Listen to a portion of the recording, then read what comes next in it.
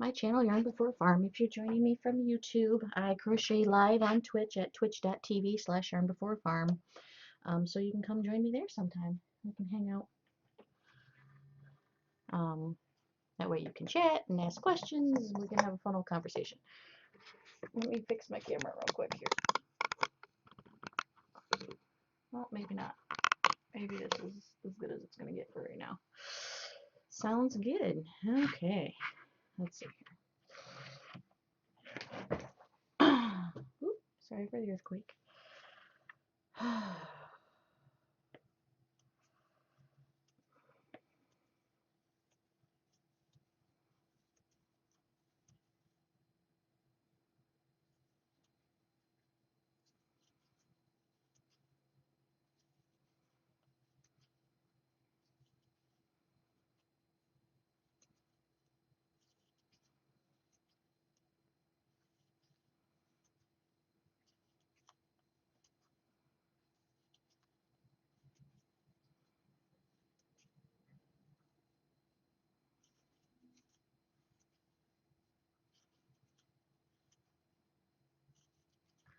So, how's everybody doing?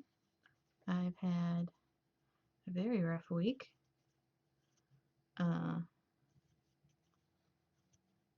Not sure how to even begin to handle that.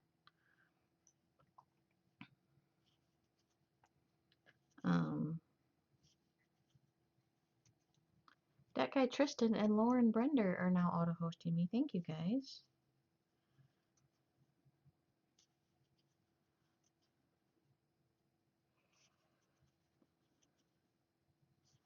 There we go. Rivalabot kicked in.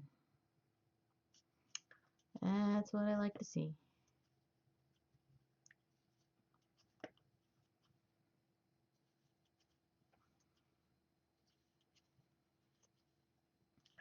I'm going to try and make myself a slouchy hat.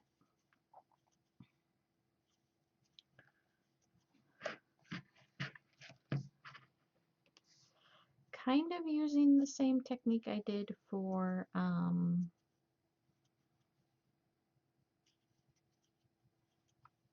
when I made the ponytail hats. As far as the brim part goes, because I liked that brim.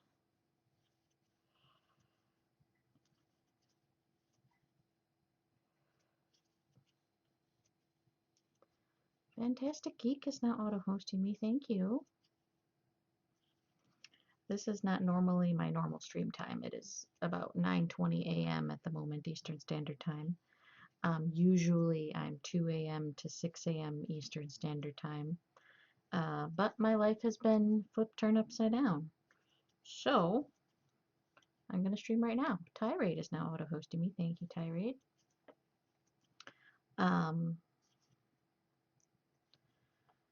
I'm going to be on day shift for today and tomorrow, and then I'm going to be, I believe, back on nights for the weekend. I'm not 100%.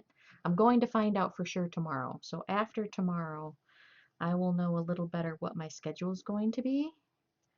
But as of right now, I have no freaking idea what's going on in my life. My life is so just chaotic right now. It's insane. I am like trying not to have a panic attack most of the day, which is always fun when you're trying to rein yourself in.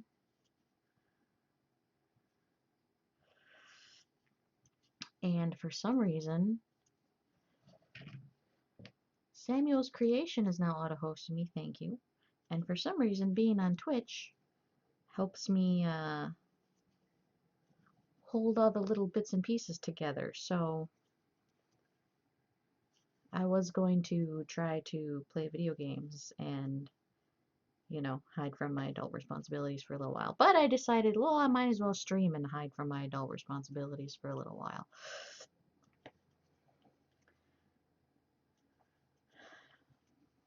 And then even if I am in the middle of a panic attack, at least I can hold it together long enough to function in, you know, public. Because this is kind of public. Mature audiences, yes, mature audiences. Hi, Nuka. How's it going? Next turn, Chris is now auto-hosting me. Thank you. You're not a mature audience. But I clicked accept. Basically, you know, I don't need no 12-year-olds in here telling their mommies that, you know, the yarn lady's talking about inappropriate content. So did you get things straightened out yesterday or last night, by the way? Gangsta Twitch Live. Yes, Gangsta Twitch Live.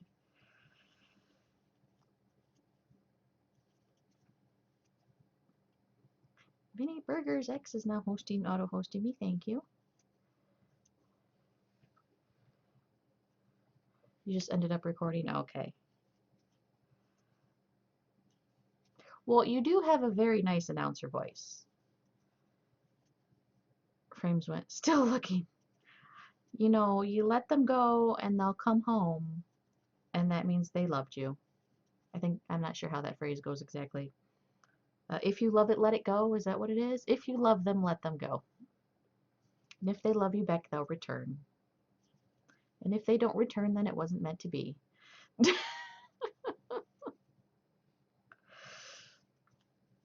You love your friends. I know, it's hard to lose something we love.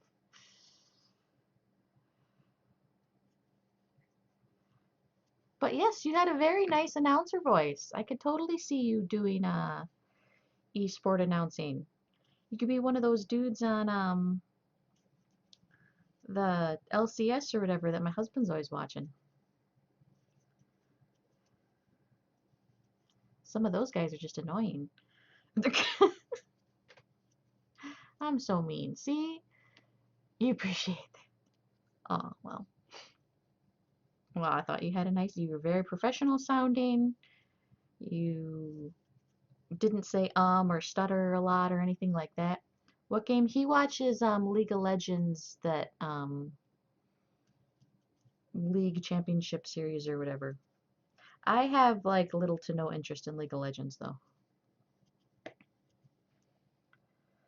Mostly because I have no idea what's going on, and like when I'm watching Twitch, I'm usually crocheting and watching Twitch, so it's hard to follow when you're not always looking at the screen. Where single player games, or at least games from only one person's perspective, it's a lot easier to follow what's going on when you're not looking at the screen a lot. Oh, dude. Apparently, my yarn just decided to give up on me here.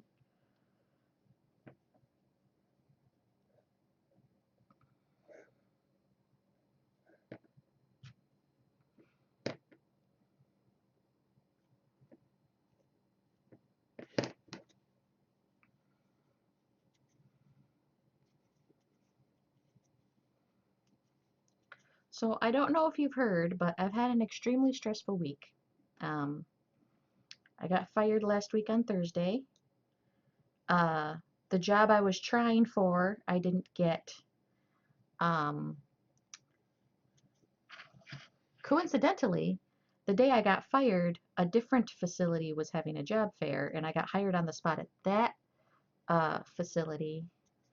The problem is, one, it's a half-hour drive one direction away, which is a big bummer for me because it's going to be more gas. It's less money. So it's less money because it's less money, and it's less money because it's more gas.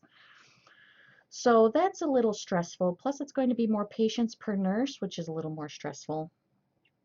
Plus, my old facility is telling everyone that I quit, that I didn't get fired, and that I can work casual whenever I want. But they told me that they're not going to hire me back, but I can pick up hours if I need to put food on the table, which I thought was I guess patronizing. Is that the word I'm looking for? A patronizing type of comment, personally. Like, so now everyone at work that I like is like, well, just come back. They said you can come back. Like, no, actually, they didn't say I could come back. They said I could work casual. That's not the same as coming back. I had a full-time position. I had health insurance. I had 5 years of seniority, and I had 70 hours of vacation time, which is almost 2 weeks of vacation time. And all that's gone. My vacation time disappeared, my insurance disappeared, my seniority disappeared. Um, so basically, I will be working for no benefits, no insurance. Like, so no, I'm sorry. That's not giving me my job back. That's me doing them a favor because they're short. Degrading. There you go. It's degrading. Hold on. There we go.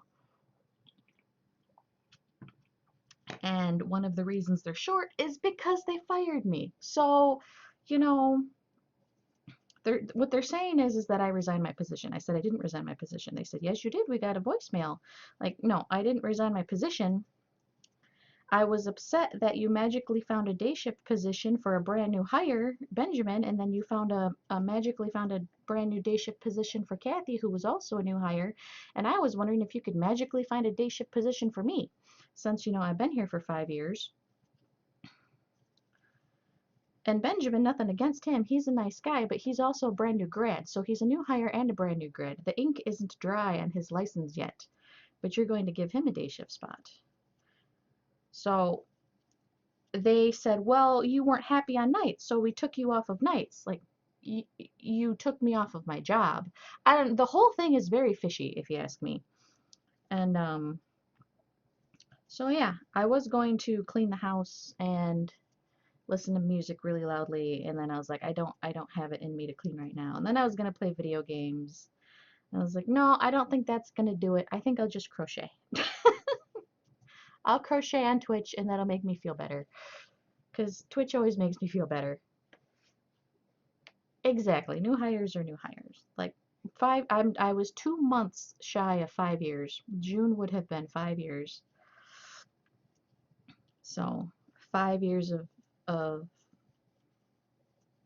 time, full-time time at a company, no less, means nothing to them. And that's disappointing. Start day shift, so could switch later. That's entirely possible.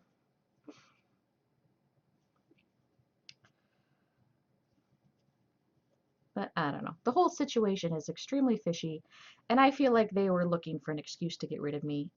My husband is a hemophiliac, and his medication is extremely expensive. We cost the company probably $300,000 a year in medication.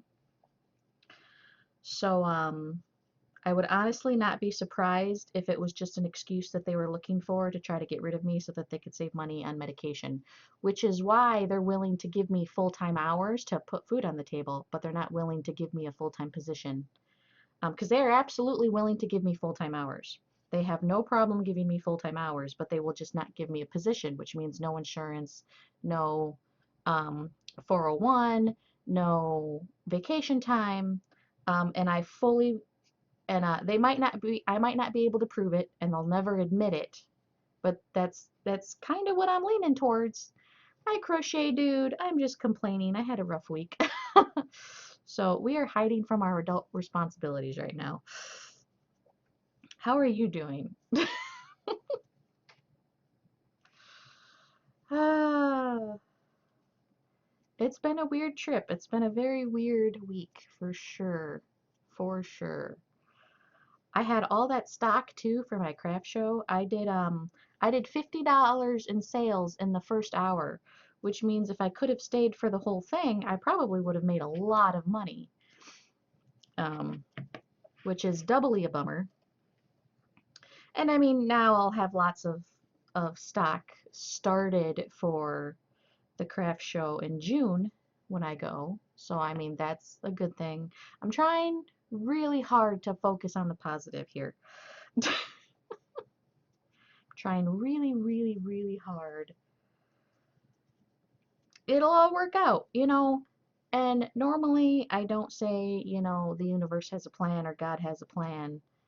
Normally I don't say those things because I struggle with that. I could tell by your shame, but good thing is good. Exactly. It's been a bad week. Um, but the day I got fired is the same day as a craft or as a job fair at a different facility, and they hired me on the spot. So normally I don't say I believe there's a plan and some blah blah blah. I normally never say that, but I'm trying to tell myself maybe there is a plan. Maybe I got fired on the same day as a different facility was having a job fair that hired me right on the spot, and that was just the universe's or God or whoever you believe in's way of, being like, you know what, that place is trash. You don't belong there anyway. That's what I'm gonna tell myself to make myself feel better.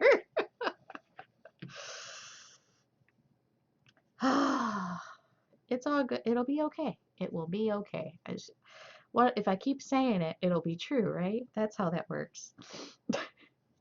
Fake it till you make it. I should put that to the test, especially since the next couple of months are going to be interesting.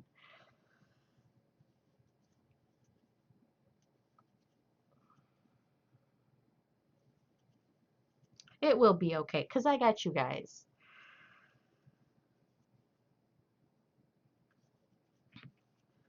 And I'll only be without insurance for a couple of months. So there's that. Because, I got to get 60 days in or whatever at the new place. So, I mean, there's that. I'll only miss out on a couple of months of insurance, so that's good. Um,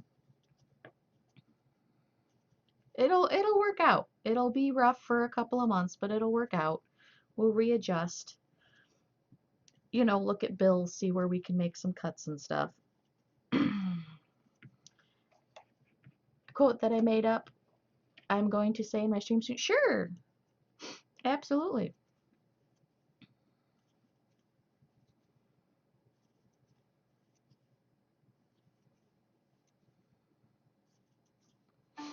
Uh-oh.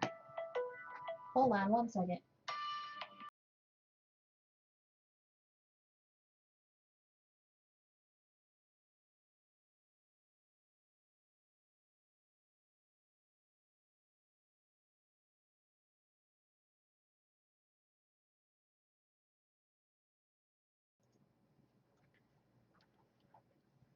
Okay, wrong number.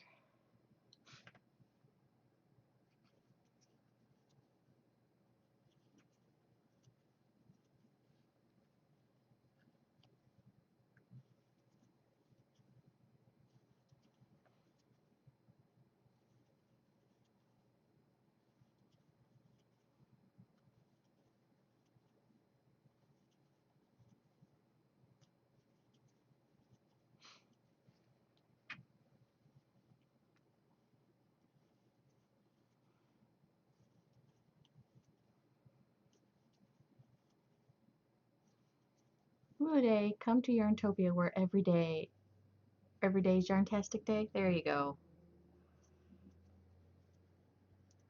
And actually, there is kind of a good thing. Um, I like Yarntopia. In the perfect world, uh, yarn is free and crocheting burns calories.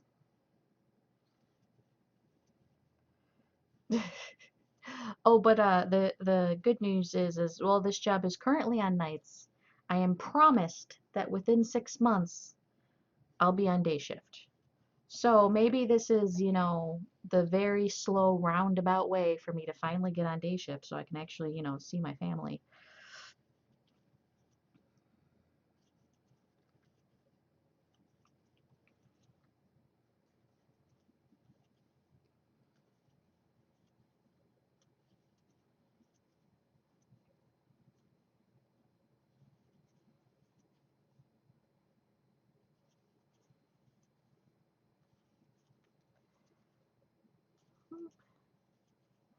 I like those little emotes. Those are cute. Where are those from?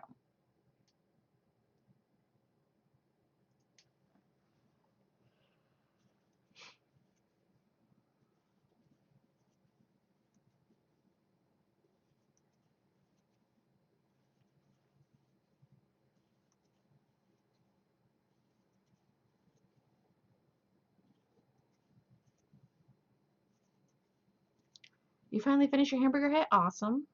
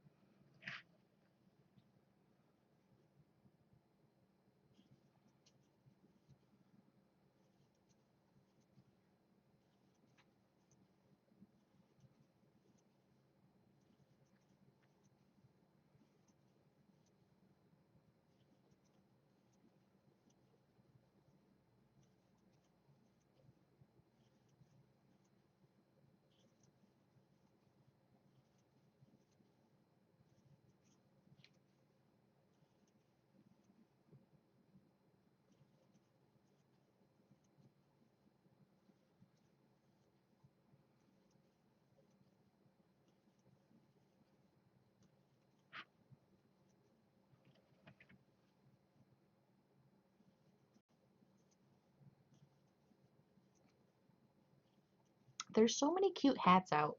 Um,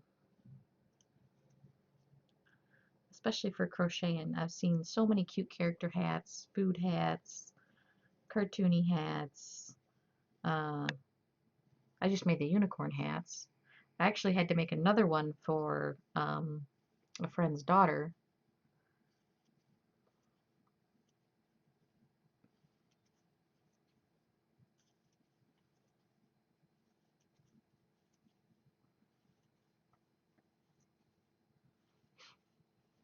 Oh, and Richard Hammer got his hat. I'm waiting to hear back from Elohim. He should be getting his for sure by today.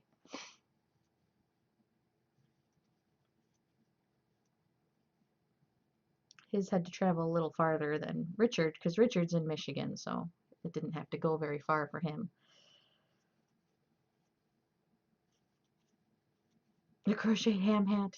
Oh, I've seen a turkey hat on a little kid. It was so adorable with like the little feathers in the back and everything. So cute.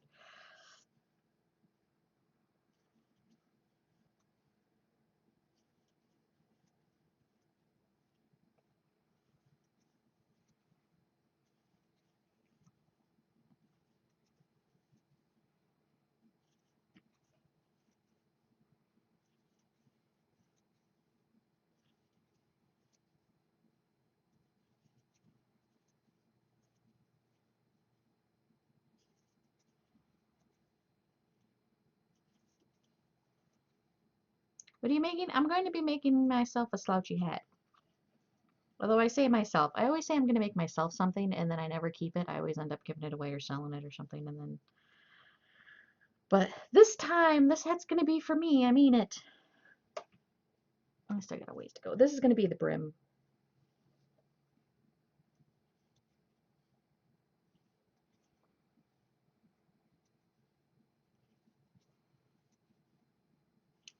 Um I have short hair right now, which I normally have long hair, but I cut it in mourning um about 6 months ago and it's not growing out quick enough for me. And then now it's warm out, so I like to ride with the windows down, and my hair's like beating me in the face because I can't put it up in a ponytail. It's at that awkward in between phase at the moment, so I need a driving hat. So I'm making myself a driving hat.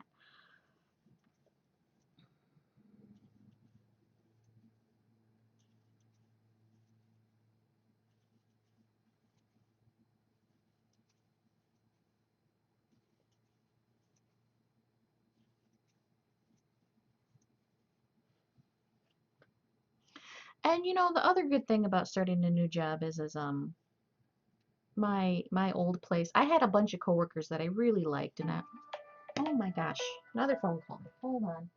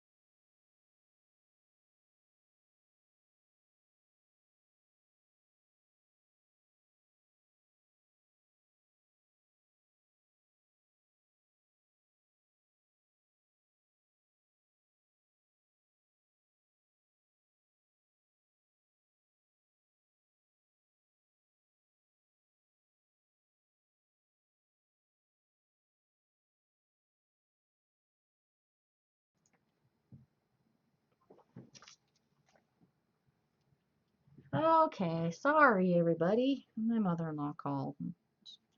Not always easy getting off the phone.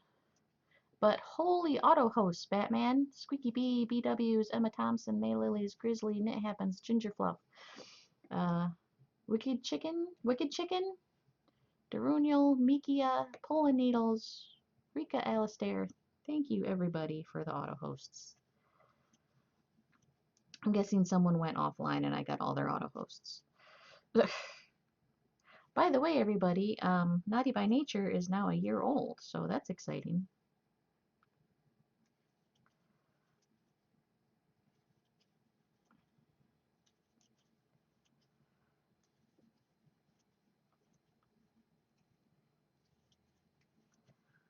Oh man, I shouldn't have answered the phone because now I'm gonna lose. I lost all my peoples, didn't I?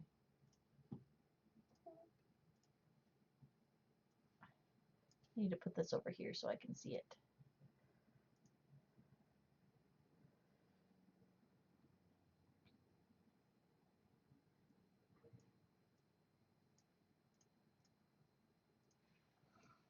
There we go.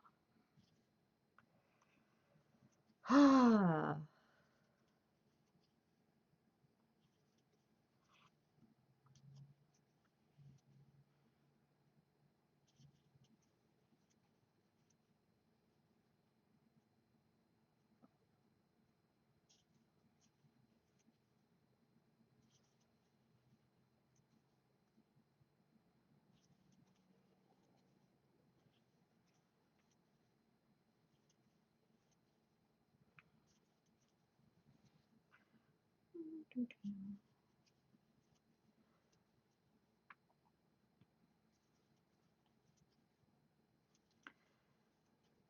Oh well.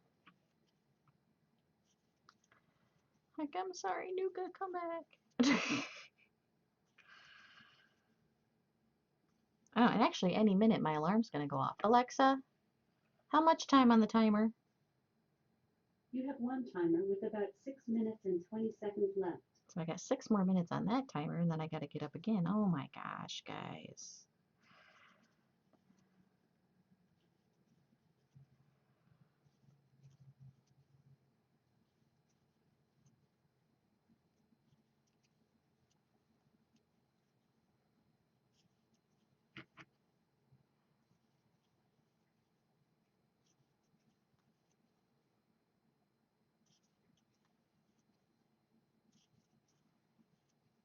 Samphoria is now auto-hosting me. Thank you, thank you.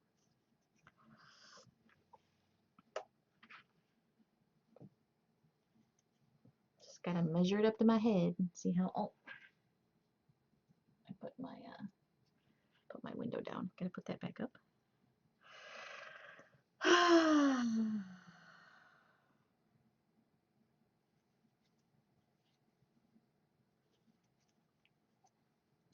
I do wonder a little bit if they found out about Twitch too. My previous job.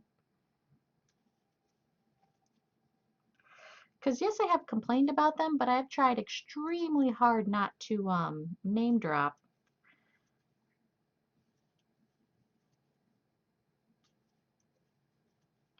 I mean, maybe it was the medication thing. Maybe it was maybe they did find out about Twitch. Maybe they found out I was looking for other jobs already because they wouldn't give me a day shift spot.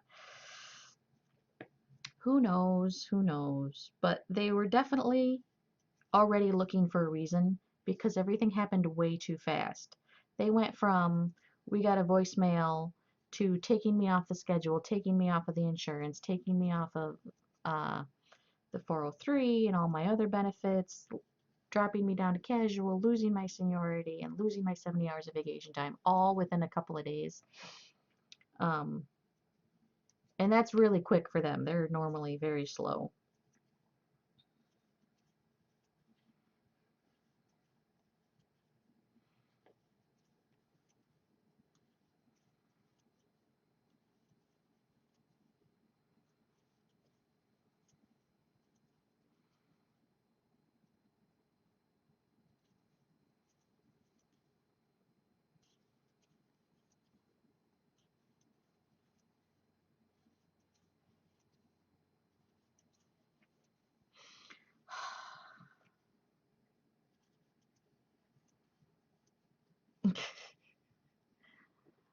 Nuka. Don't be sad. I know, I'm trying to be happy. It's hard. It's really hard. I'm trying to be happy. Trying to think happy thoughts. Think happy thoughts. And 6 months from now, I'll be on day shift. Those are the happy thoughts. You know what's funny is I can't even be all like, oh yeah, I wouldn't even recommend them as a nursing home. They're a horrible nursing home because that's not true. They actually have the best patient to staff ratio. They have really good care. They have a really good system. Uh, I believe they're probably the best nursing home in the area. And I haven't been to all of them, so I can't say that like 100%. But so I can't even be mad and be all like, yeah, don't send your family members there.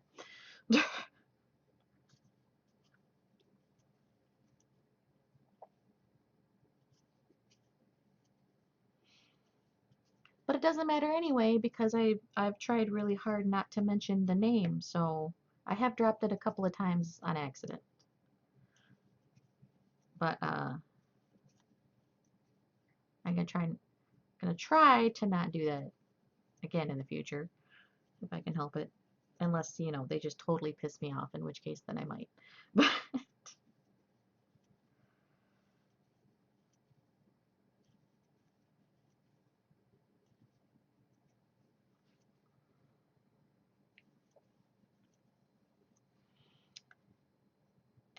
everything's gonna be alright. I'm sorry. I'll try not to be sad. My mother-in-law just called, and like I love her dearly. I do, but like she's unrealistic sometimes about certain things, and it's annoying to me.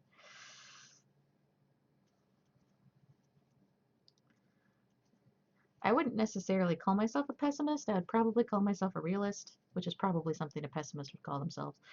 Uh, but I just like to look at all the options available to me and, you know, plan accordingly. And some people aren't like that. They don't think you need to do that. And I believe that you need to do that because stuff like this happens.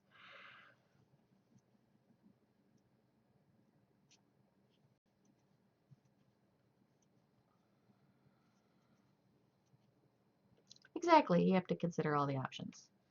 And then you have the people that are like, if you believe good things will happen, good things will happen. Like, no, I'm sorry, I can't believe that. And if it is faith-based, fine. I can't, I'm sorry, I can't believe that. And because I don't have enough faith, it'll never happen for me anyway. So there you go.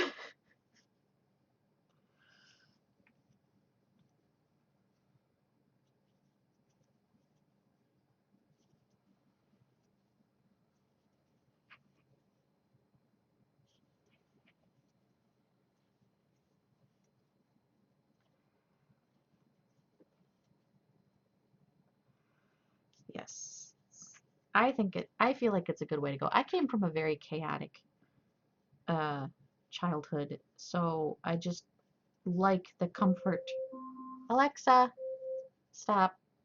So I like the comfort of having a safety net. I like having a safety net. Having a safety net makes me feel better. Even if I never need it, at least I know it's there. And most of the times you end up needing it. As stuff happens, life happens. You could get in a car accident and be out of work. You could lose your job. You could have your roof uh leak and you need to emergency get your roof patched up. You could, I mean, like, stuff happens. That's just life. Life is difficult and chaotic, and, you know, it's better to be prepared. Been having a hard time finding a job in the last few months. Oh, I'm sorry to hear that. Well, I hope you find a job. And you've been looking while working? Yeah. I've never been able to quit and then look for a job. I have a safety net, but feel sly. Oh, yeah. Well, I was never the type of person who was able to quit and then look for a job. Uh, I know people who couldn't look for a job unless they quit. I can think of one very specific uh, example too of where she hated her job, hated it, hated it, hated it. Like just she was a nervous wreck. It was horrible for her, but she could not look for a new job until she got laid off. Then she got laid off and she felt free and was able to look for a new job. Like, why don't you just look for a job now while you have a job? And she just couldn't do it. Uh, Me, on the other hand, I cannot quit my job and then look for a job. I have to have income. I have to have insurance. I have to have the ability to know that the electricity is going to be on and there's going to be a roof over my head, all that fun stuff.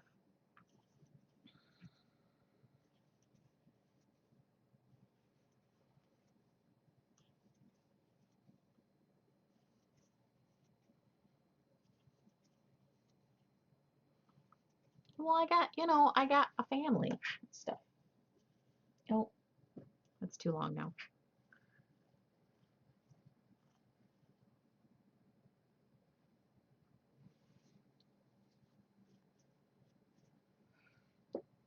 I'm going to go one more row.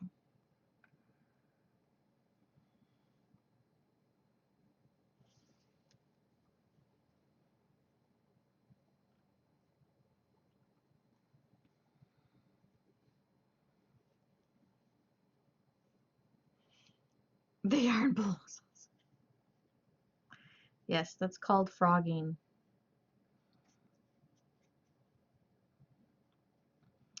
When you have to frog the yarn, you're unraveling it.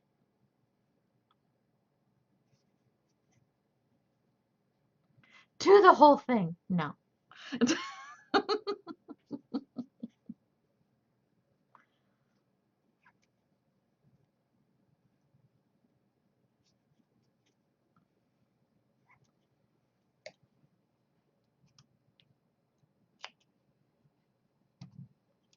Please, no, I'm sewing it together now. You'll buy it. There's nothing to buy. It would just be yarn. It would just be a pile of yarn.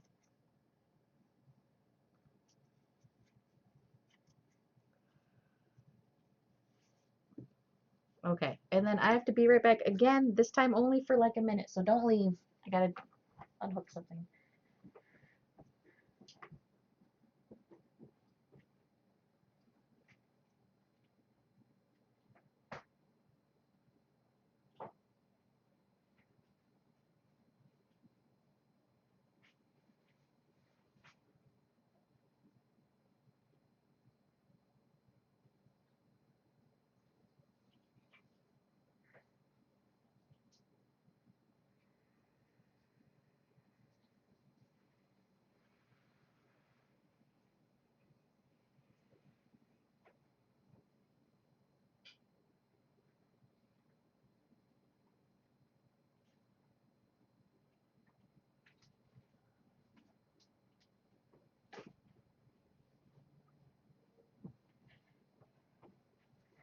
Okay, I'm back.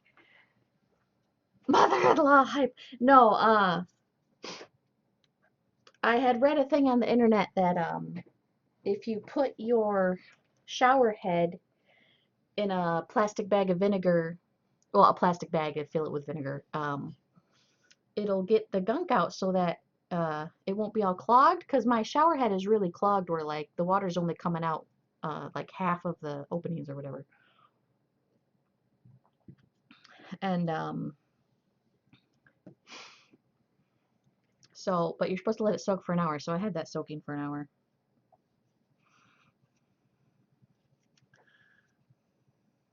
Oh, I love my mother-in-law. She just doesn't, I don't know. We don't have the same philosophies on certain things. Yeah, it worked okay. Well, I didn't figure it out. I looked it up on the internet. It worked okay. Um, it didn't work like 100%.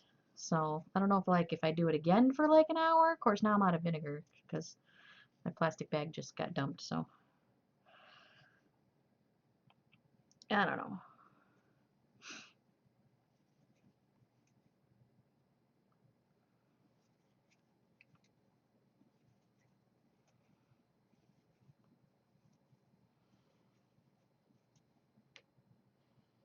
It would be boring if you agreed on everything. Yes. Although sometimes it's annoying.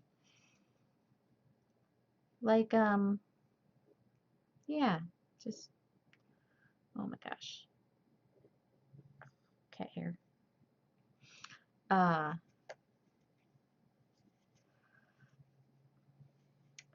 I wish we could agree to disagree. Uh, I'm okay with agreeing to disagree.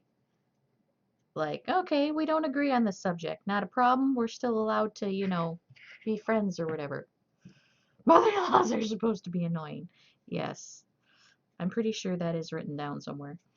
Uh, but there's other things where she's so stubborn and will not just like drop it. Oh my God.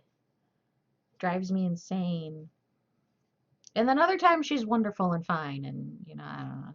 It's freaking weird. I don't know. I don't know. It is what it is. Just like what? Okay, she's got this thing that she really wants pictures of all of her kids sitting with Santa. And since I'm one of her kids, she wants a picture of me sitting with Santa. There's a couple reasons why this is bullshit.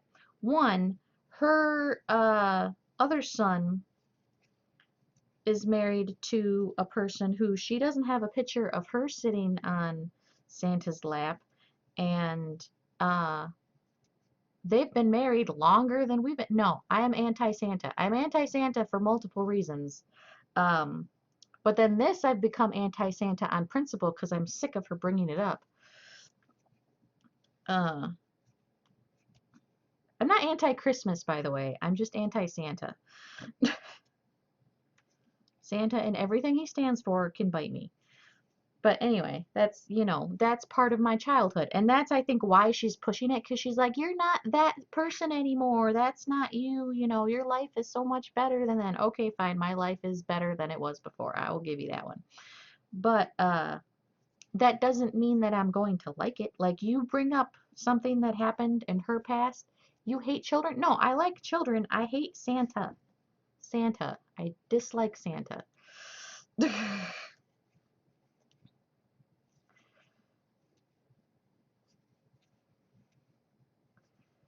The whole premise of Santa, and I'm probably going to piss people off here, is that he's supposed to bring toys to the good kids and not bring toys to the bad kids.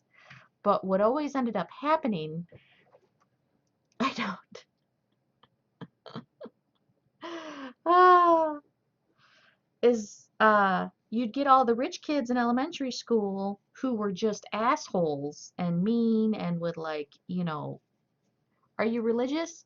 Um, at the moment that's a complicated question. I believe in God, and I very firmly believe that there's a God. I don't believe in the same exact religion that she does. Uh But anyway, the mean, awful, horrible kids would always get tons of presents, like brand new bikes and computers and all kinds of stuff. And I would never get anything. And my mom always said it was because I was a bad kid, but my little sisters would get stuff, and she would say it's because they were good kids. The real reason is because their dad bought them Christmas presents, and my dad didn't buy me Christmas presents because we had different dads. And so for years of your whole entire life growing up, as Christmas being a time of punishment, uh, it's hard to like rework that in my brain. And like, I know it's because my mom was an abusive asshole, and I know that's not what it's about. And I know that logically in my brain, mentally, I know that. But I'm still not sitting on Santa's lap. I'm not doing it. She can't make me. And she is so adamant about it. And the other thing that pisses me off is she doesn't want my sister-in-law to do it. And that's her kid too, since, she's a member of the family. And they've been married way longer than us, way longer. So, And she didn't know anything about it. And we just happened to all be at the mall yesterday, and the Easter Bunny was there, and she's like, "Oh, you can sit on the Easter Bunny," and I was like, "No." She's like, "Why?" Like, "'Cause I'm not sitting on the Easter Bunny's lap." I was like, "It's a waste of time. It's a waste of money." She hates the mall, so she didn't even want to be there. She was only there because I needed new shoes and pants for this job because they have a different dress code than my previous job, and she wanted to get out of the house, so she wanted to go with us. Uh, Anyway, it's like, so she's so stubborn about the this sitting on Santa thing. Like, I don't want to. And now I've just dug my heels in the sand. Like, now it's just at the point of like, no, I'm not doing it and you can't make me. And that's me being stubborn. I'll give you that one. But I don't know why she just can't drop it. Just drop it. I'm not sitting on Santa's lap. I'm not doing it. And what bothers me about it is that she says that that's not your life no more and all this stuff, which is fine. Except for you bring up certain things or certain people from her past, and she will go from zero to bitch faster than you could finish your sentence. So, okay, so I'm not allowed to still have some, childhood trauma because, my life is better now. But you're still allowed to have childhood trauma and you're way older than me. That's not even fair. I'm sorry. If it's taken you, 60 years to get over certain events, I think it should take me at least half that long to get over certain events. Just saying.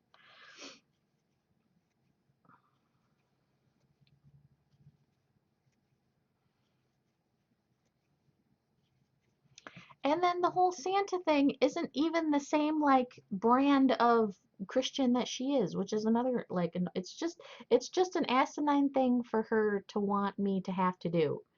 And no matter how many times I tell her I'm not doing it, like she's very stubborn about it. And she can't just drop it and let it go. She has to like be all like, "Rare, go see Santa." Like, no, fuck Santa. Fuck sitting on his lap. Definitely fuck paying $18 to sit on his lap because it is not free to go see Santa, by the way. I don't know if it's free where you guys live. It ain't free where I live.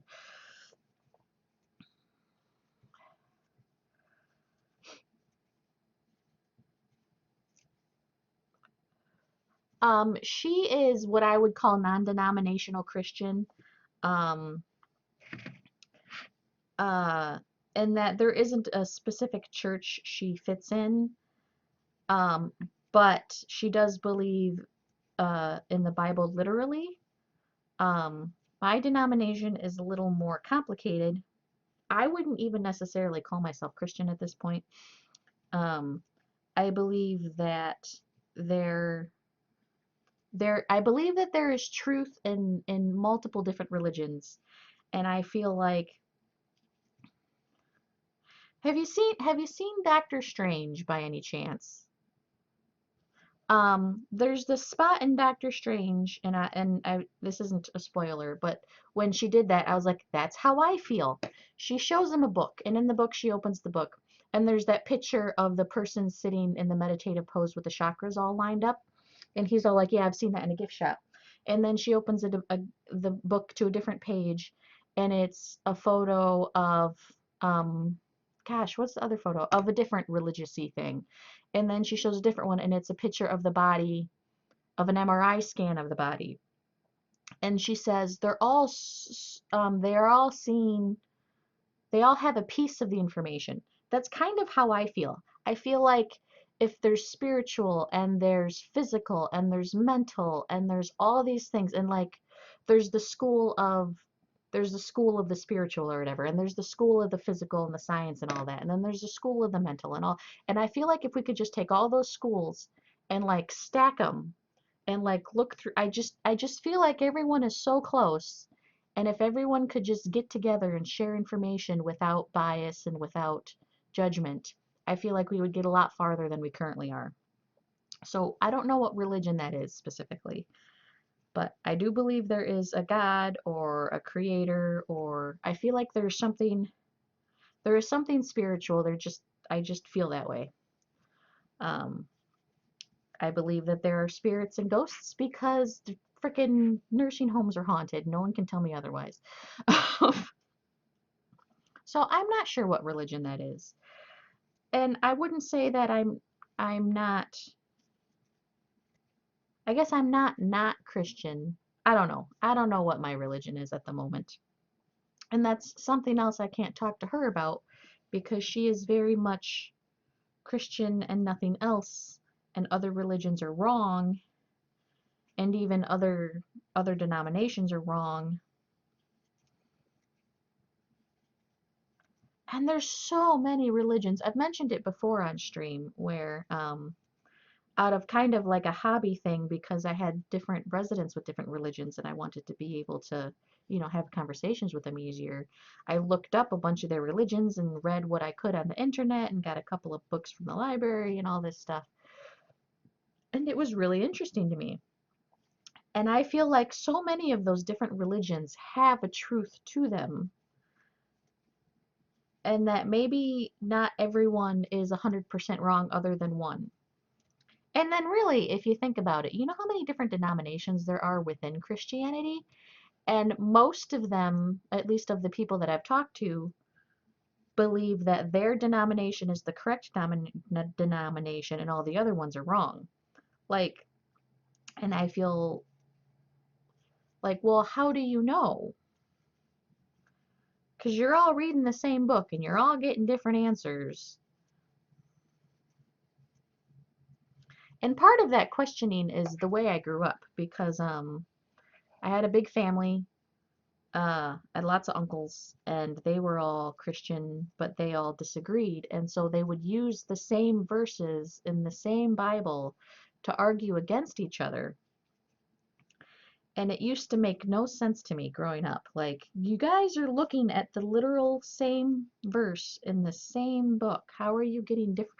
Like, 2 plus 2, y'all are getting different answers. And it was annoying to me then, and I was a kid. So now, with, the reasoning of an adult, it's even more so annoying because when you close off saying, okay, I'm right and you're wrong, and you close that door, you're not able to share knowledge. You're not able to share information.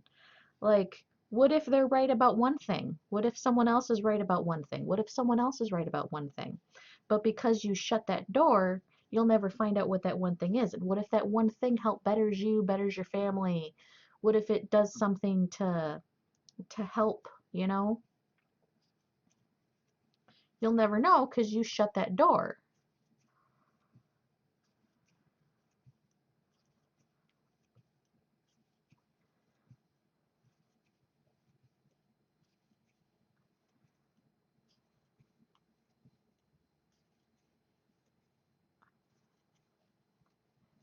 Yeah, Nuka, see, you got people who are reading the same book and getting different answers. And there are wonderful things about other religions. There is truth in other religions. And it might and not just, because they happen to say something similar, like the golden rule, do unto others as you would have them do unto you. That rule has been around for thousands of years before Jesus. That is just a fundamental truth, and other religions have different wordings of it or different ways of saying it, but it's the same thing. Like, I believe that there is value in being open-minded. There's value in listening. There's value in saying, okay, there's value in agreeing to disagree.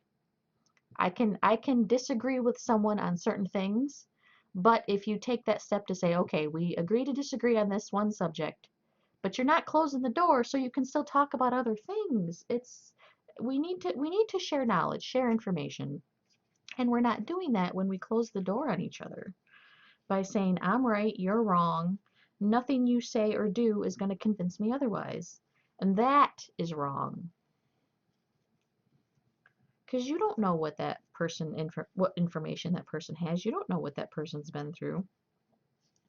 think about your own life. Like, there's all these things that have shaped the way you are. There are reasons for your quirks, there are reasons for the way you talk, the way you smile, the way you handle situations. Your sense of humor is shaped by the things that have happened along your path. Like I've said, my anti Santa policy is because of the way stuff went down when I was a child. And think about all those different things. Like, basically, you're the star of your own movie. Everyone is the star of their own movie. And people aren't, they're willing to make excuses for themselves. Well, I'm this way because this happened and it's shaped me as a person. But they're not willing to say that has happened to that person and it has shaped that person. It is shaped the way that is a person. Or I'm wording that wrong because I'm stumbling over my words, but you get what I mean? Like, we need to be able to acknowledge that other people are people, other people have different viewpoints, and other people have information and knowledge to share. And if we could all just stop screaming at each other for a minute, I bet you, like, we could propel this, this information age into a whole different level. I mean, because think about how easy it is to share information right now. And you have people that who don't even speak your language, but thanks to like Google Translate, you can read books in other languages a whole lot easier than you used to be able to. You used to have to find a translation or find someone to translate it for you or learn the language yourself. Like, we're in an age where sharing information should be so easy, and we're all screaming at each other.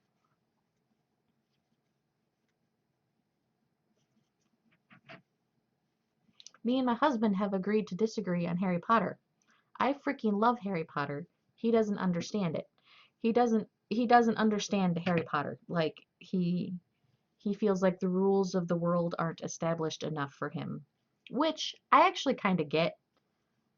Uh, but that's stopping him from enjoying the story, where it's not stopping me from enjoying the story. But we have agreed to disagree on our love of Harry Potter.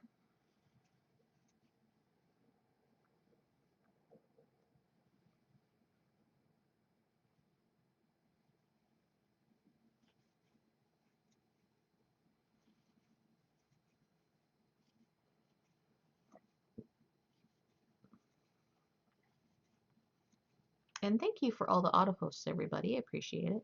Having a very deep conversation right now. Here I am in my title. It's Come Join Me as I Hide from My Adult Responsibilities, and I'm having an in-depth philosophical conversation with people. And I've also said before on stream, I'm in the camp of I don't care what you do as long as you're not hurting yourselves, hurting others, hurting the environment, or hurting animals, or as long as you're not hurting anybody or anything or anyone, including yourself. I don't really care. Is that all you guys agree to disagree on? That's intense. That's that's probably one of the big ones.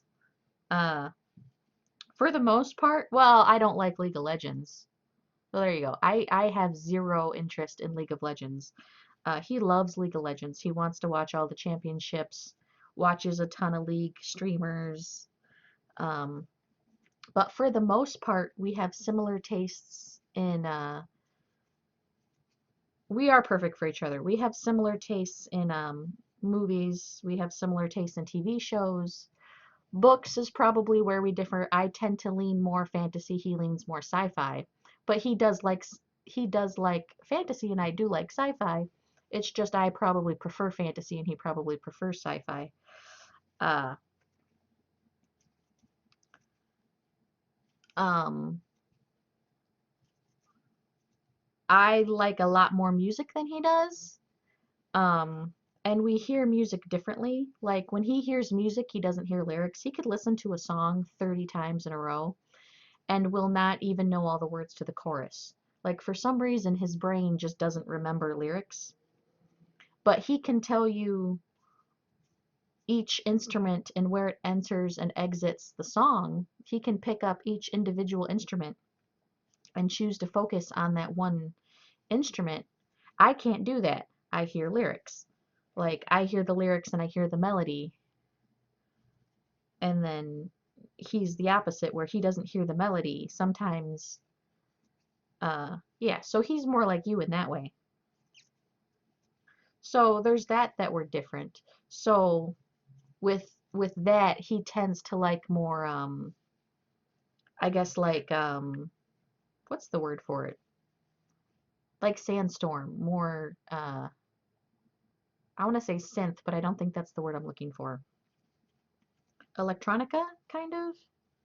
He likes more complex uh music like that with multiple beats going on and stuff like that. And I like music with really good lyrics. And what's funny is there'll be music where the song itself is really good, but I hate the lyrics, and so I can't listen to the song. Where he'll really like the music part, but doesn't hear the lyrics, so the lyrics don't bother him. Yeah, but for the most part, we're extremely similar, uh, temperament-wise, likes and dislikes. Um, we are very uh, good for each other. Oh, cat here.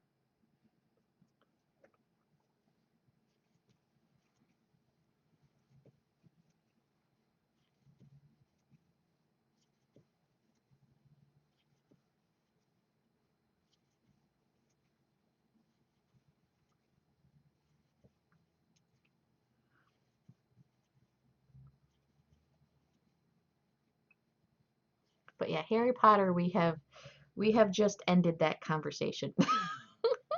I love Harry Potter. He doesn't understand it, doesn't care to watch it. So we agree to disagree on Harry Potter. But other than that, yeah, we're very, very similar. We even both like watching Twitch and like watching a lot of the same YouTube channels. Um, he has, I guess, a more boy sense of humor than I do. Like he likes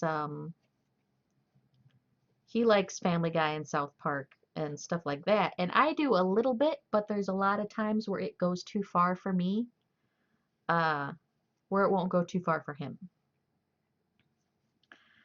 And intense things don't bother him as much, like Breaking Bad. That show got way too intense for me, and I couldn't continue the show anymore. But he just loved it. Great story, great dialogue and everything, but it just got too intense for me, where that didn't bother him.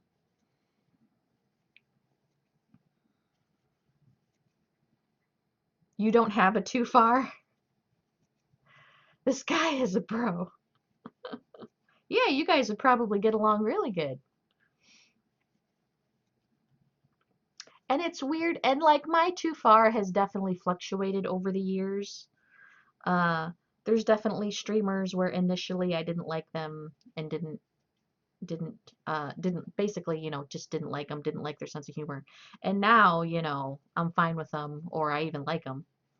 Like actually, Richard Hammer's an example of with the very first time I was watching him, uh, his sense of humor went a little too far outside of my comfort zone. And here like a few years later, like it's been 3, 4 years later, you know, now I love the guy, and his sense of humor isn't out of my comfort zone. Every once in a while, I'm like, yeah, I didn't need to know that. Um, Frag never goes too far. That's one of the things I like about Frag is very safe. I never have to worry about Frag shouting or yelling. I never have to worry about Frag being inappropriate or crossing that invisible line.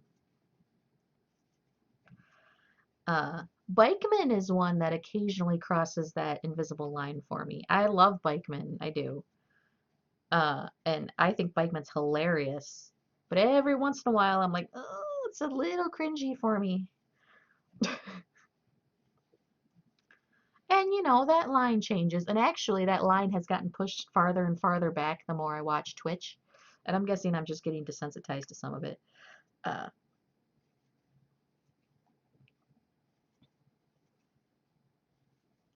But yeah, never have to worry about frag.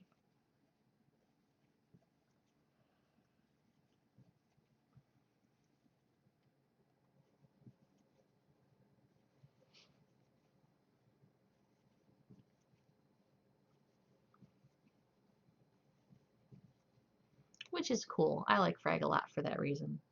And actually, frag, whenever I show other people Twitch who aren't familiar with Twitch, he's always the first one I go to because I know they won't get turned off by him. Is a good thing. Prepares you, makes you tough and man. Yes, exactly. Uh, but when I'm first introducing people to Twitch, uh, and I don't want to scare them off, the first person I show them is Frag every single time because I know he's not going to cross any invisible lines. He's very personable, he's very relaxed, he explains what he's doing. His chat is very nice. Like some streamers are cool, but their chat is just toxic. And Frag's chat is not like that, so I know all around it's going to be a safe experience. Does your mother-in-law understand Twitch? Uh, she knows what Twitch is. I don't think she understands Twitch um exactly. I love my chat. Yes, chats are fantastic. And like part of that is the streamer like builds up the community.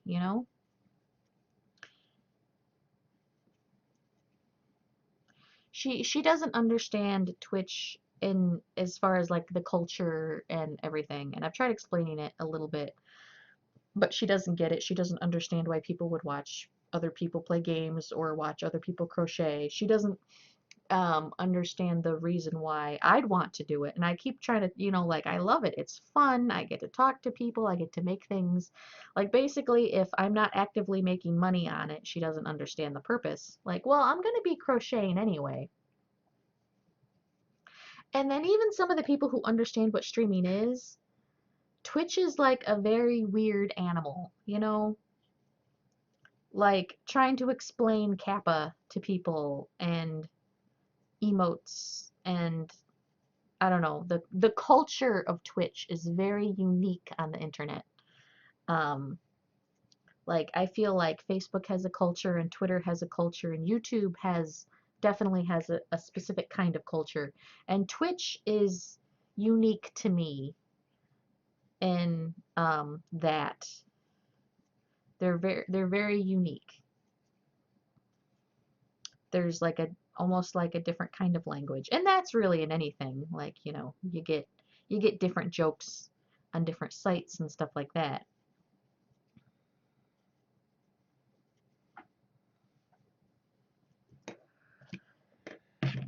Okay, need more yarn. Oops.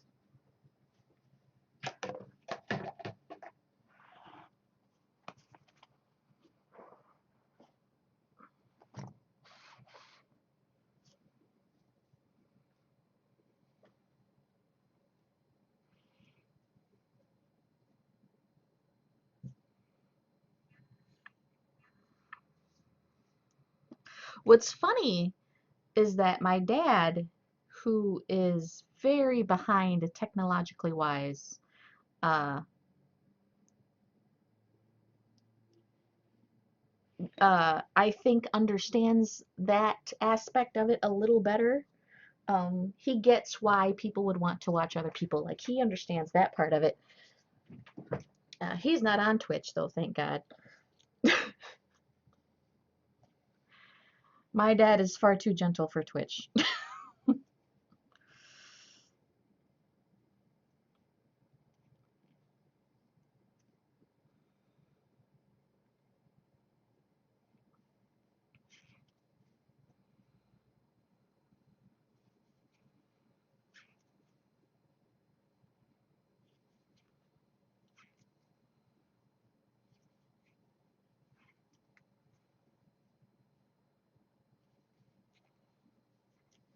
My dad is amazing. I love my dad to pieces.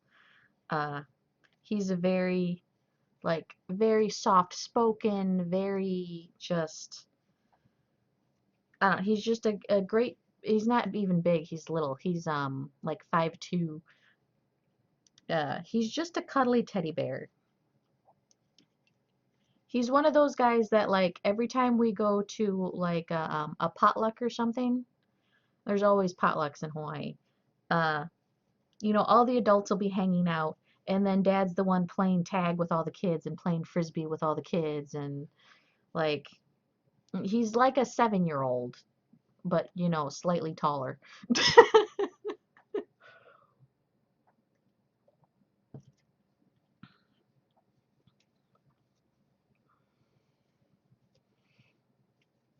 I know, I really wish I would have grown up with him. I didn't really get to know him until after I was an adult, which is unfortunate for both of us, I think.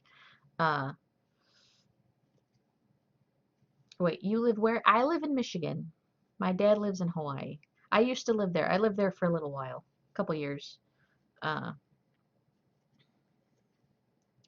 I know, why are you here? I kind of got stuck here, and then I got married, and now I'm trapped in Michigan. But yeah, I didn't grow up with him, unfortunately. I grew up with my mother. Uh, and uh, so I didn't really get to know him really well until after I was already an adult. I know, right? Get married, you get stuck with a house. God, believe me, I wish we wouldn't have bought this house. But, now I'm stuck with it. Being a homeowner sucks. I don't want to be a homeowner. I just want to rent. And everyone's like, renting is wasting money. Yeah, you know what sucks? Being trapped in a place that you don't want to, that you can't freaking leave. I can't like get a job offer in like Texas and just go. I can't do that. I'm trapped with this goddamn house. And like even if like we tried to sell it, it's going to take minimum 6 months to get rid of this house. And that's if we find a buyer right away. The house could sit on the market for a year, and then what? Then I'm going to be paying rent and making a house? Like, no, no. I don't need to be a homeowner. Some people are very good at being homeowners. I am not one of those people. I need to not be a homeowner. Buying a home is a good investment, by the way, people. Don't think that I'm saying buying a home is not a good idea. Buying a home is a good idea. It's actually cheaper than renting. It's actually a lot cheaper than renting, for me anyway. But with the way I am and like I want to like move, I can't do that when I'm tied down to a house. Uh-oh. It might be time for a peppercorn break. Peppercorn, do you want attention? Peppercorn wants attention. Oh. Why you got a tough, there we go. Tuft of fur sticking out here. Peppercorn break time. Peppercorn break time.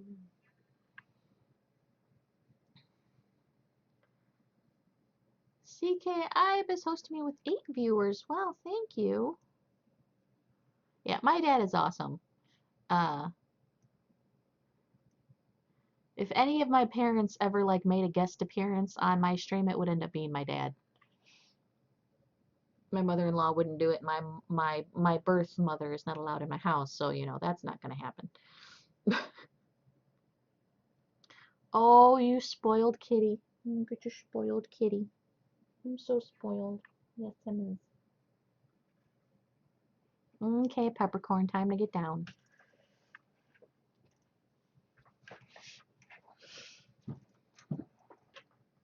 We actually might have an opportunity to go visit Texas in a couple of months.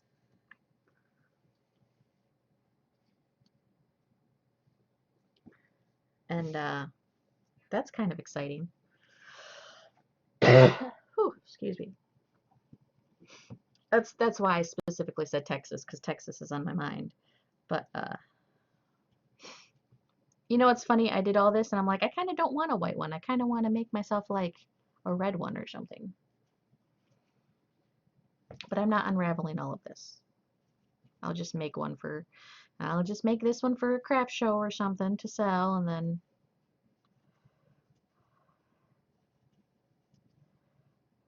we'll see how it goes from there.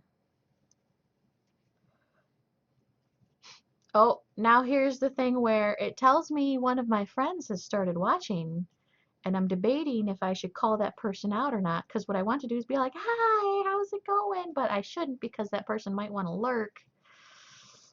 I never know what to do in that situation.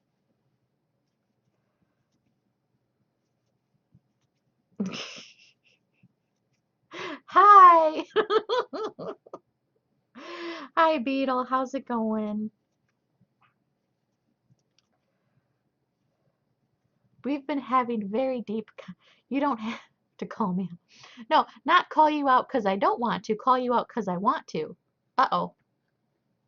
Undefined. Why does it say undefined? What happened?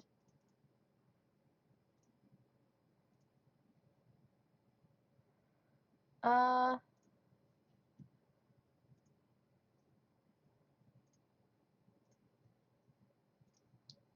there you go. Why does it say undefined again? Hi. Is that saying undefined for other people? Here, I probably should have done this a while ago. There you go.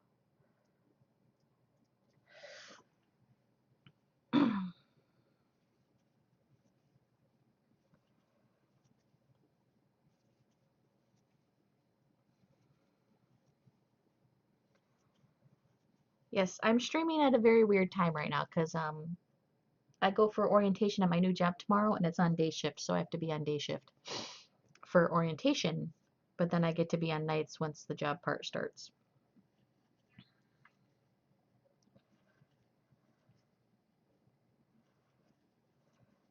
Yes, we are having a very philosophical conversation, Beetle, talking about religions and Santa and, you know, my whole getting fired thing. It's been a very interesting stream for sure. Why does it keep why does it keep saying undefined? I don't understand. Is it doing that for other people?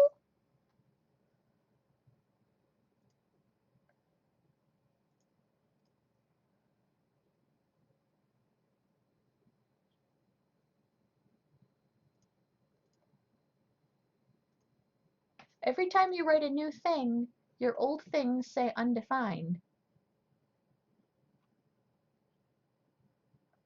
Huh, I don't understand.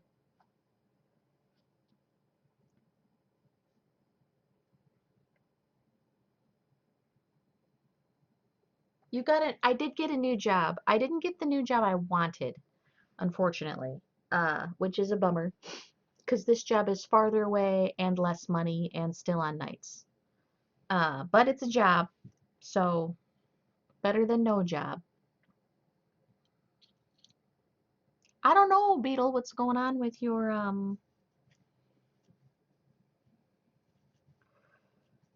whole undefined thing. I don't know. That's why I made you a mod. I thought maybe it would permit you or whatever.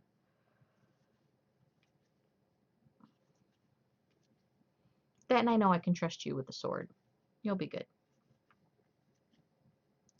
I did I do orientation tomorrow at 9 a.m. You don't see that, but maybe others do. Oh, for me, um once you say something, all your previous things say undefined. Like what you said disappears and then it says, but you don't see that? Okay. So as long as you only type one line at a time. Oh, now they all say it, so I don't know what you just said. Yeah, it's not doing it to anybody else. It's just you. I don't understand.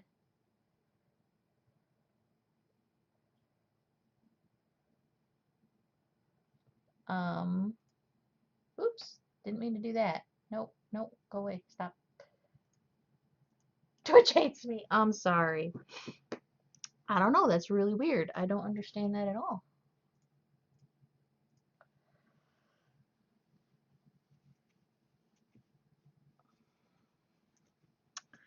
Um, but yes, so I'm on day shift right now just because I have orientation tomorrow and that's going to be on days. Then I'm going to start working immediately on the weekend. But I don't know. Twitch is twitching. That's got to be what it is. Uh, I'm starting on nights, so then I'm going to have to get back on nights again. This job has promised me, though, within 6 months I'll be on day shift. So we'll see. I'm not going to hold my breath. I'm just excited I have a job again. I'm trying to focus on the positive. Focus on the positive. Because otherwise I'll just get sad again and start crying, and then it's the whole mess.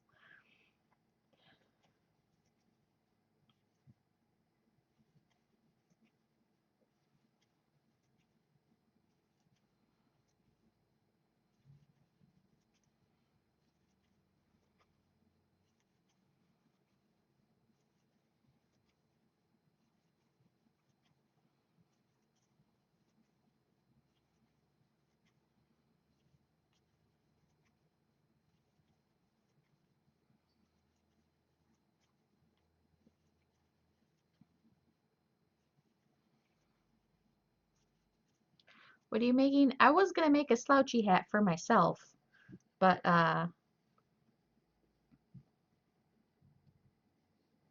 think it's going to end up being like a beret or something. Uh,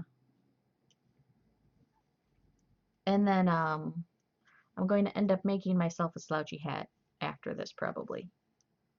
Because I want a slouchy hat, dang it. But I decided I don't like the white. I thought I would like the white, but I don't really like the white. Um,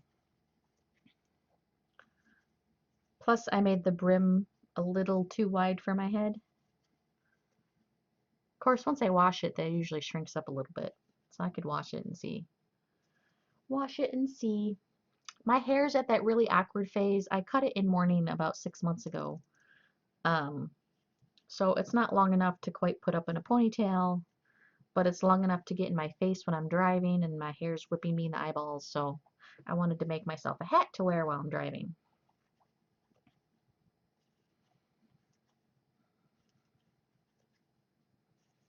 And I thought a slouchy hat would be cute.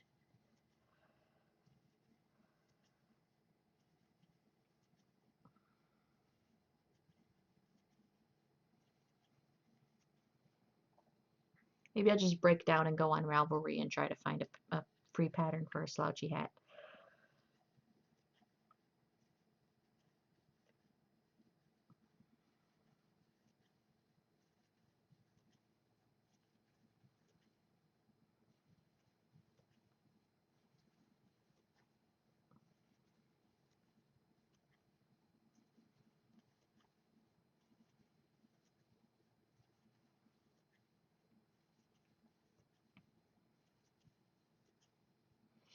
I don't know, I didn't have a pattern. I was just kind of making it up as I go. That's part of the reason why that thingy over there is a question mark for current projects, because I don't know what I'm doing. I didn't even actually plan on streaming today. I was just feeling sad, so I was like, you know what, I'll stream. Streaming always makes me feel better. And poor Nuka has been my counselor this whole time.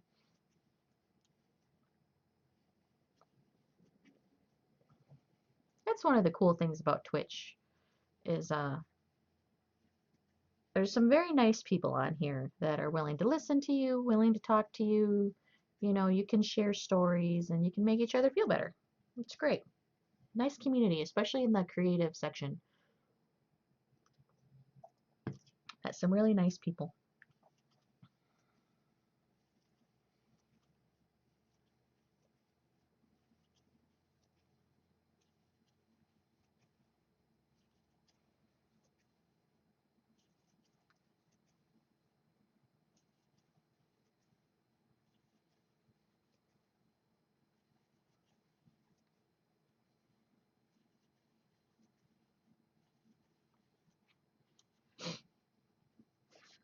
Okay, let's see how.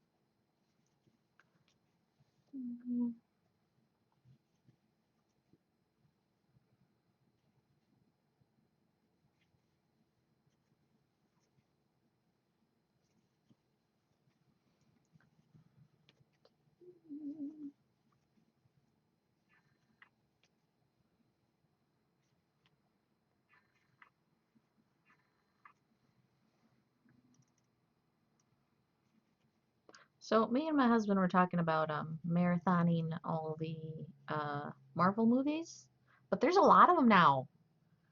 I was trying to look up how many movies there are. There's a lot.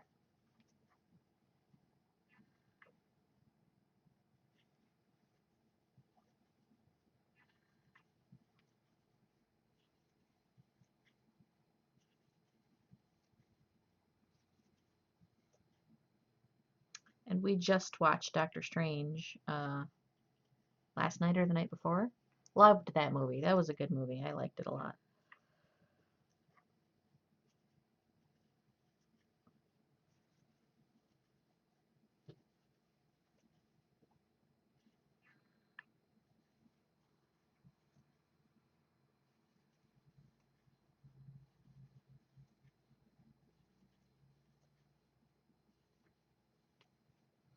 What's funny is the person we borrowed it from was like, yeah, it's really weird and like mind bendy and stuff, uh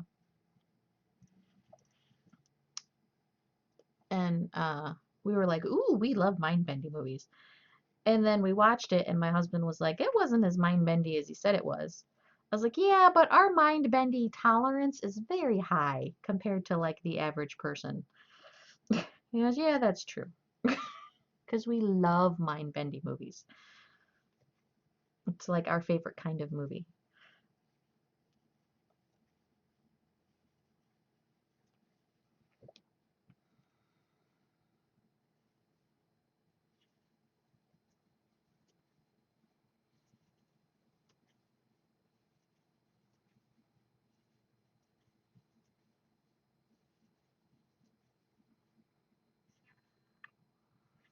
I mean, it was definitely had mind bendy things in it. Don't get me wrong. Uh, but I guess he was expecting more mind bendy since his friend had said that.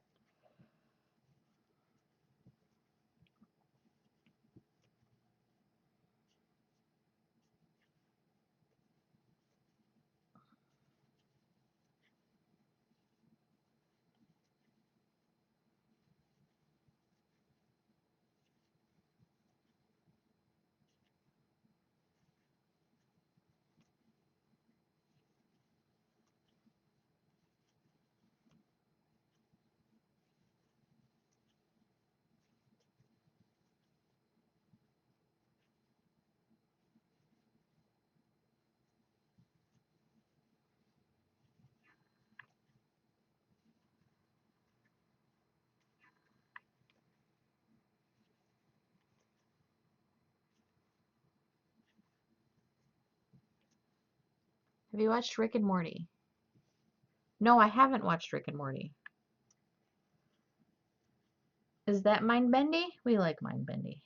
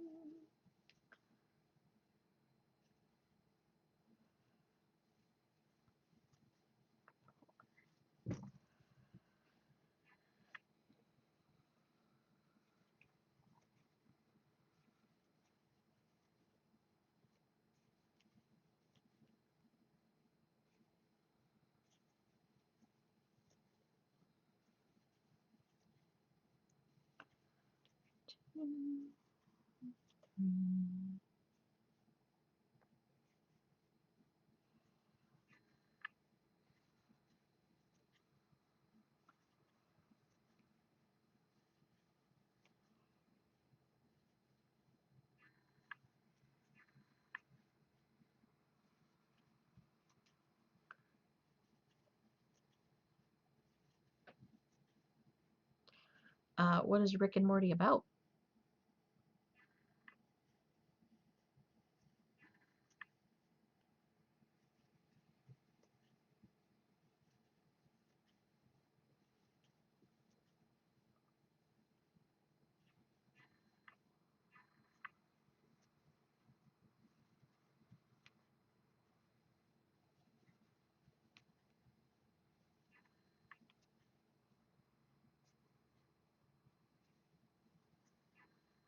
A lot of random stuff.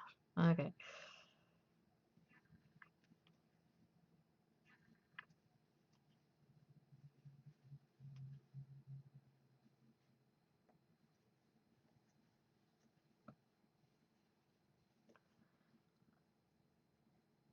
Things from the episodes tie into each other. Oh, that's always fun when that happens.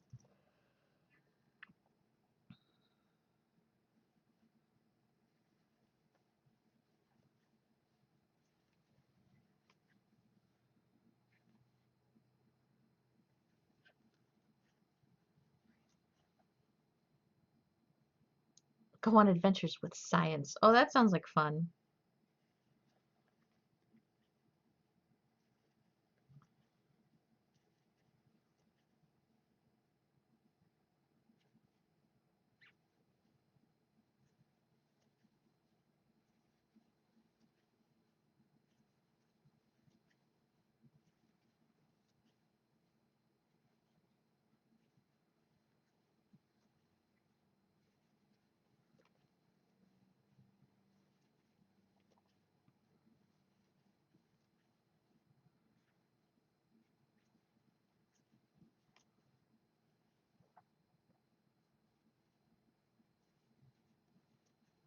What did I guess? I was wondering when you were gonna notice.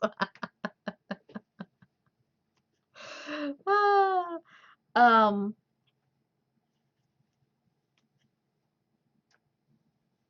don't cry. If I'm not allowed to cry, you're not allowed to cry.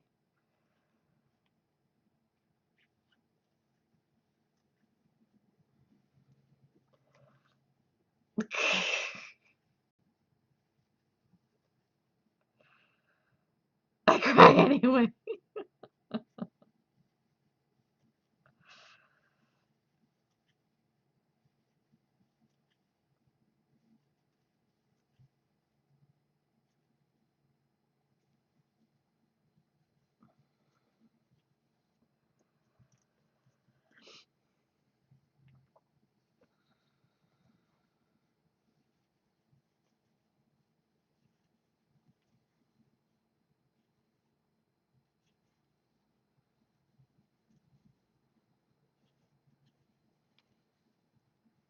I will do in 3 and I'm pushing harder than some things that pushes hard. A deliverable, like babies or something. Well, be careful when pushing out babies.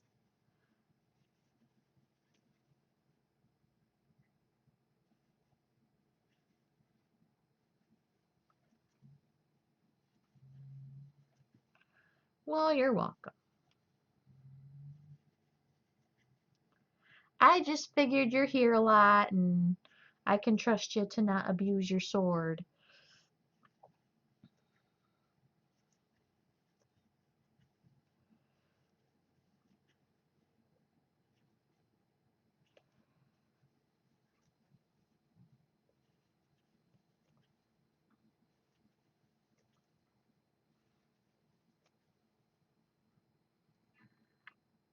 You will kill many innocent people. Let's try not to kill the innocent people. Remember, this is a relaxation stream. We're supposed to be mellow.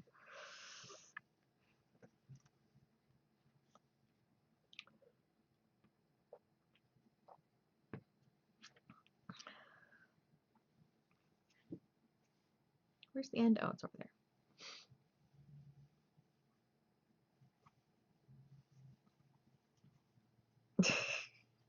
Yes, not kill innocent people. Give them mild cuts. If they're innocent, no. If, you know, they deserve it, then yeah, knock yourself out. Knock yourself out is such a weird expression if you think about it.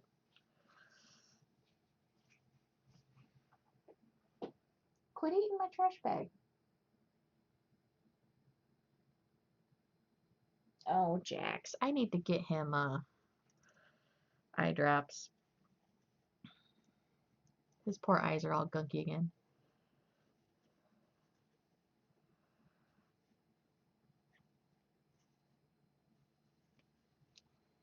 Just powing yourself? Yes. Because the phrase means like go for it or, you know, like have fun and stuff like that. But to literally knock yourself out would be like stopping what you're doing because you'd be unconscious.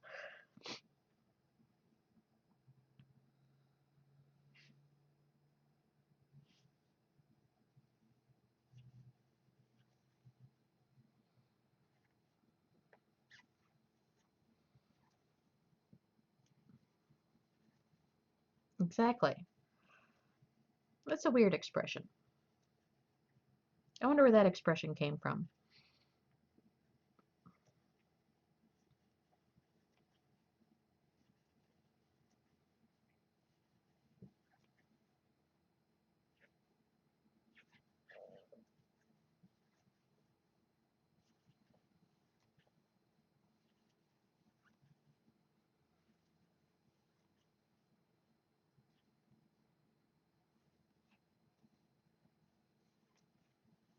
You had a liver biopsy done.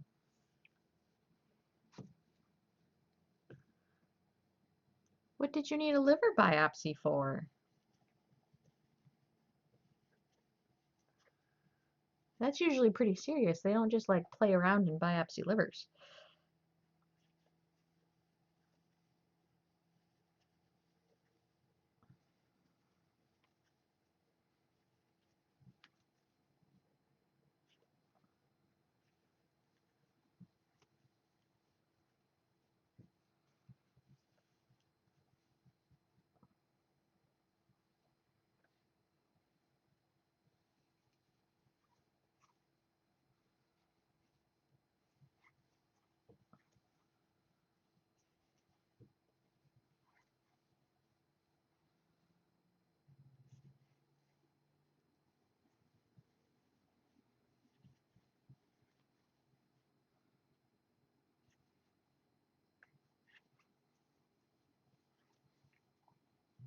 You have to type faster, Nuka. The anticipation is killing me.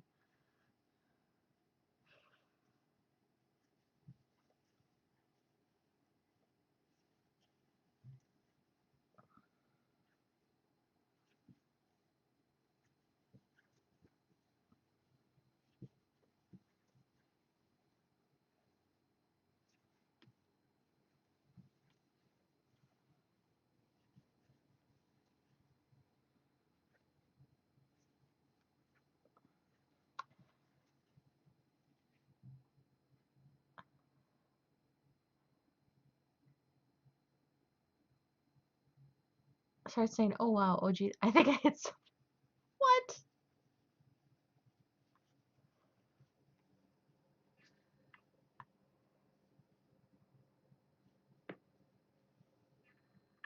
You fainted. Oh, aw, that's not good.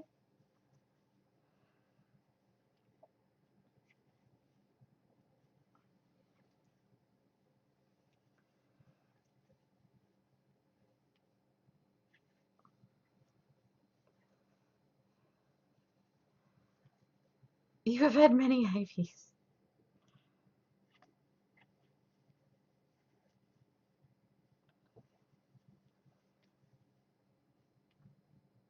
But she was the one to me. Yes, that's not good. You never let him see you sweat. Never. You have high liver enzymes and they have no idea why. Oh, wow. Well, that's interesting.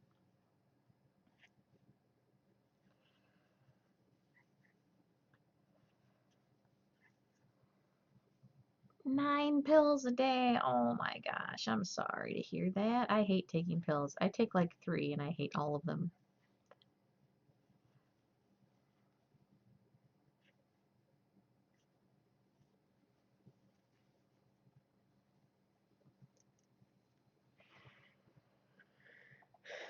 And have 3 specialists. Wow.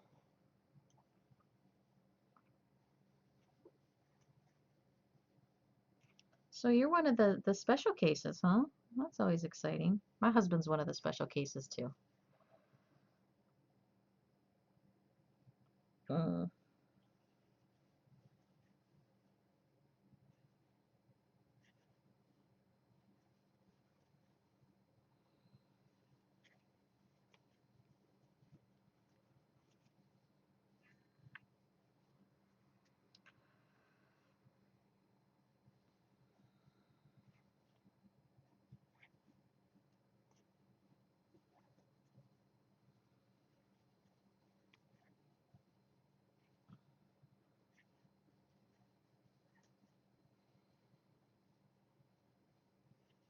Four morning, 5 night. Oh. Well, still, that's a lot of pills to take. I hate taking pills. I hand out pills all the time and I hate taking pills. I'm such a baby.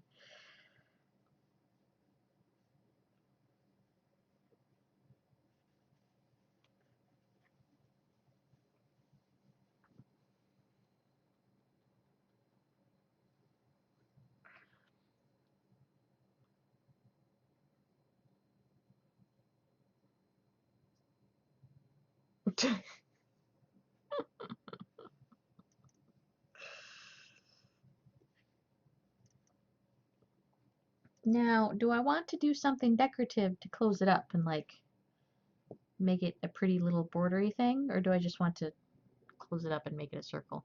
Hey, Pegman, how's it going?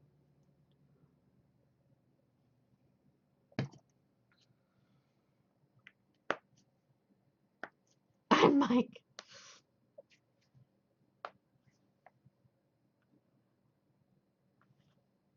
Pretty border? Okay. That's what I was leaning towards.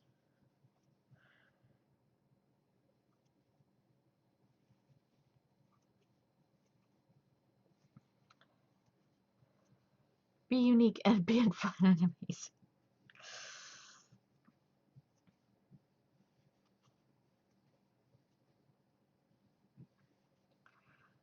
Five.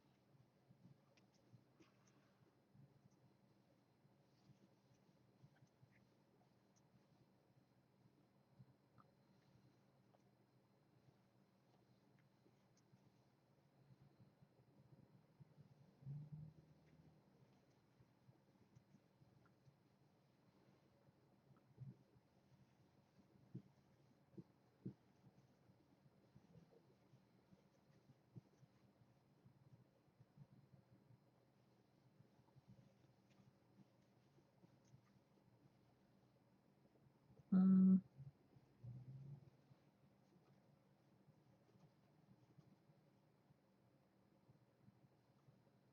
hmm. How do I want to do this? I think. Thinking.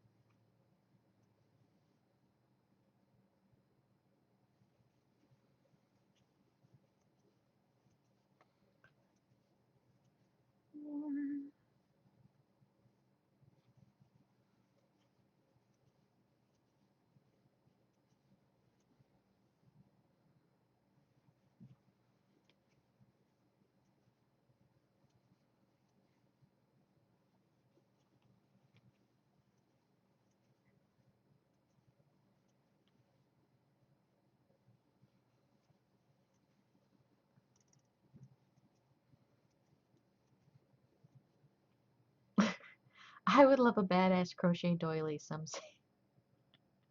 Doily. Yes. I'm not sure how to spell it either, to be honest. But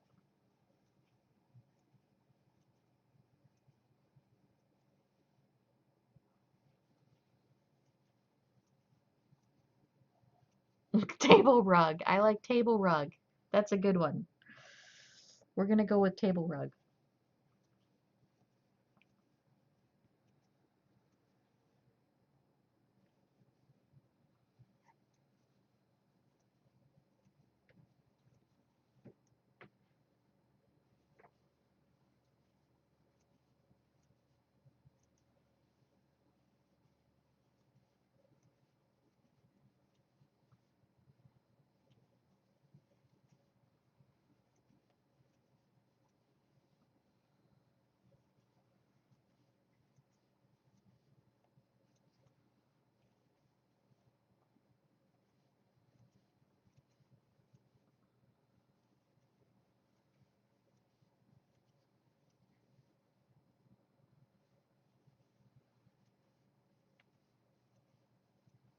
I do like table rug. I'm gonna use that.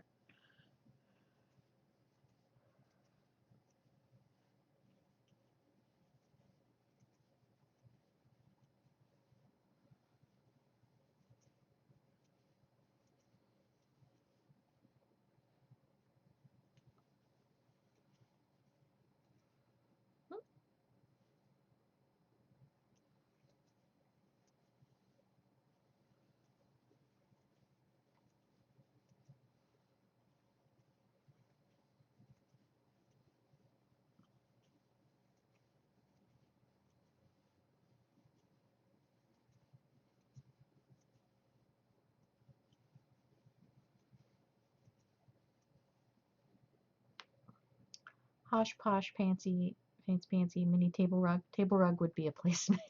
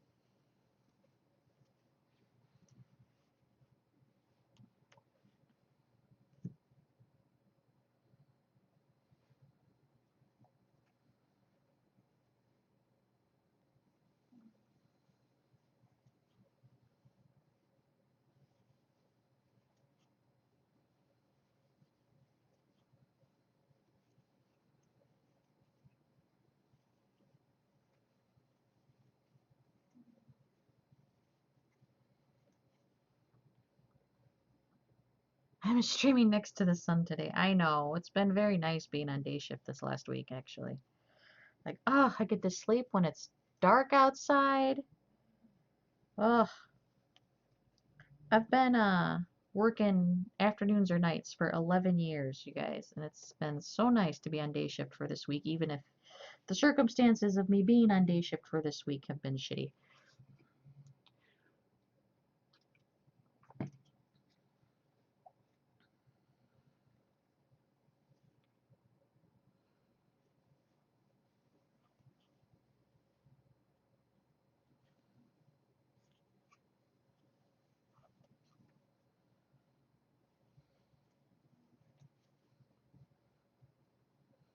I know, 11 years.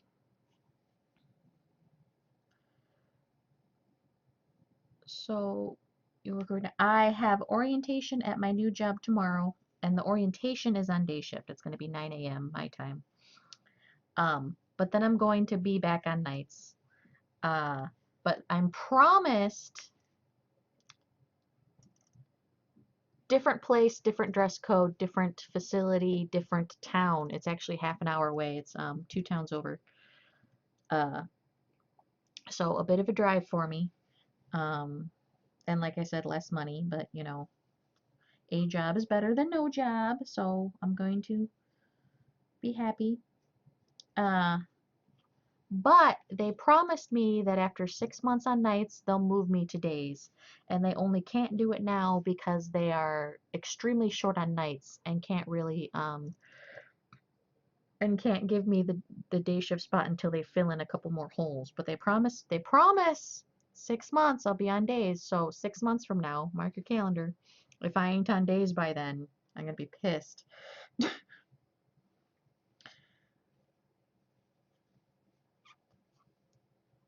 Ask the old people for tips. I don't think we're allowed to do that. Also, please get that in writing. I know, right?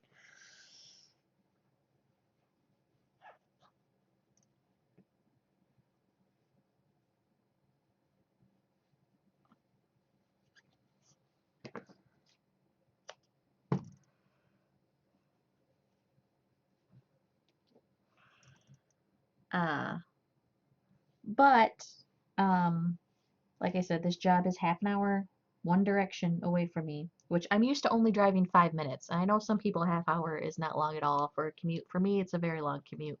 I'm used to driving 5 minutes to get to work, uh, or maybe like 7. So I'm probably still going to be looking for a different job while I have this job. Just because I want to be closer to home. You drive 30 minutes? Yeah, I know for a lot of people that's not very far. For me, it's very far, especially with my husband being a hemophiliac. Uh, I felt better being close to him in case I needed to leave work. I used to be able to leave work, pick him up, drop him off at the emergency room, and then be back at work, and I could do all that in like 25 minutes. Now that's not going to be an option. It's going to take me 30 minutes to get to him, and then another 10 for me to get him to the hospital, and then another 30 for me to get back home. So uh, that's why I like to be close to home, is because of him. Because I worry about him. Because that's what, I do. I worry. I know, I was thinking of downloading like podcasts and stuff like that maybe to listen to on the way.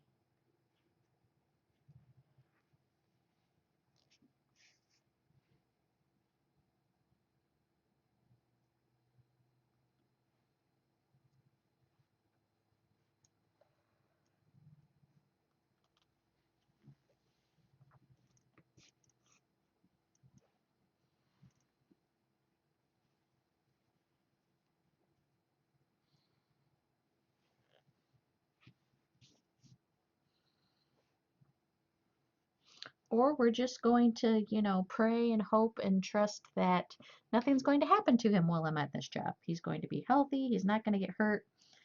Nothing's going to happen to him, and then I won't even have to worry about it, right? Oh, if only I could say that and mean it. I can't mean it though. I'm such a worry wart. I can't help it. Okay, so here's the brim part, and this is the top. So it's like a little beret type of thing. Uh, it's just a little bit wide. This brim is just a little bit wide. How many times a year does this? It's every time he gets hurt, which like he might go 2 months and not have a problem, or he might be laid up for months at a time. Uh, so I don't know. I'm gonna run to the bathroom. Give me a couple minutes. I'll be right back and we'll start working on something else. Just a couple of minutes.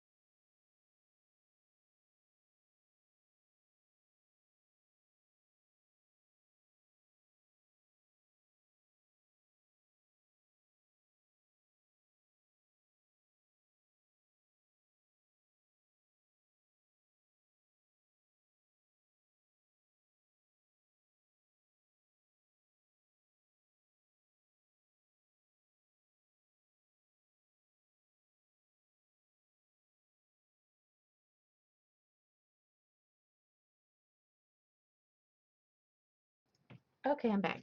We're gonna do a banana break real quick though.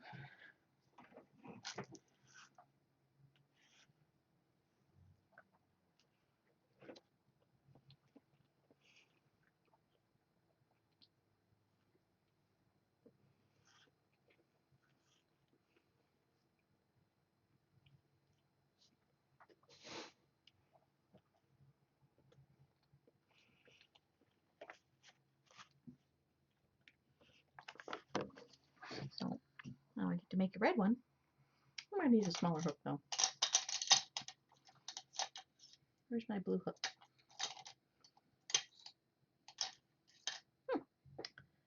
I don't know where my blue hook went. Oh, there it is.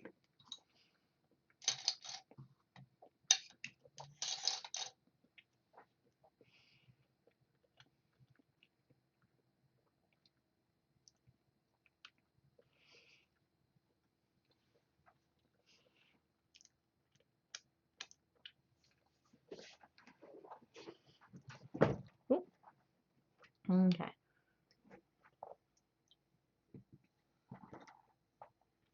Scoot you over.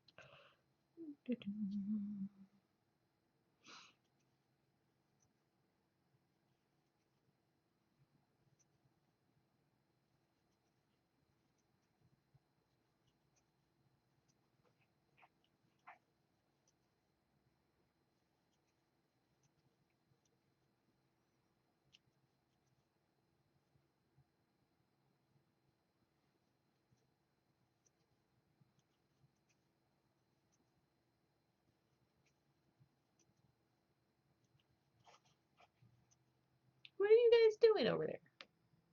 The kitties are making weird noises. I'm not sure what they're into.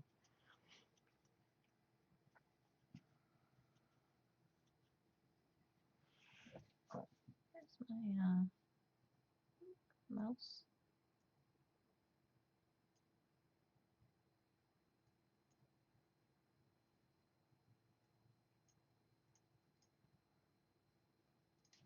There we go.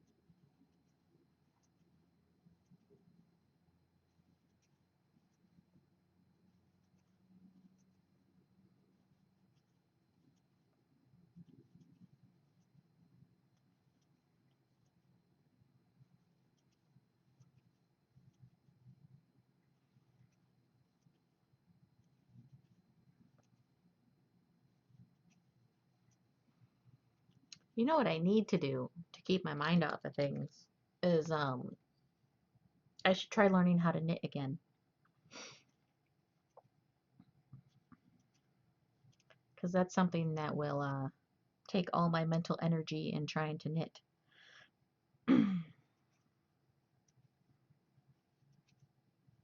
Or I could try doing that interlock and crochet thing again. Let me show you guys this interlocking book. My sister got me this book for my birthday a few years ago.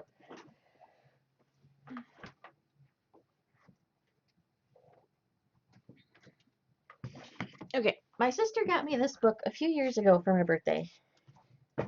And the designs in it are so cool. What it is you hold two different colors together and you make a mesh, and so you're crocheting back and forth with each color and like tying them together like netwise almost. And the way you do it, depending on like how you weave it and stuff, makes these different designs.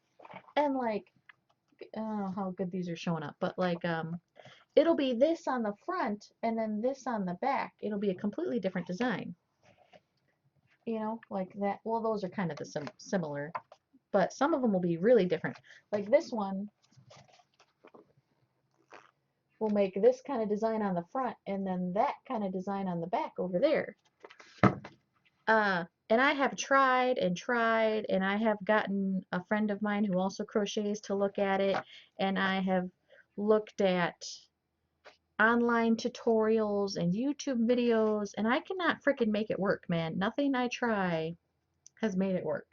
So maybe I'll try doing this one more time. That'll keep my brain busy, or it'll just frustrate the hell out of me, one of the two.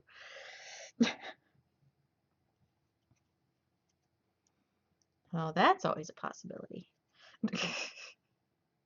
Knitting might be less frustrating.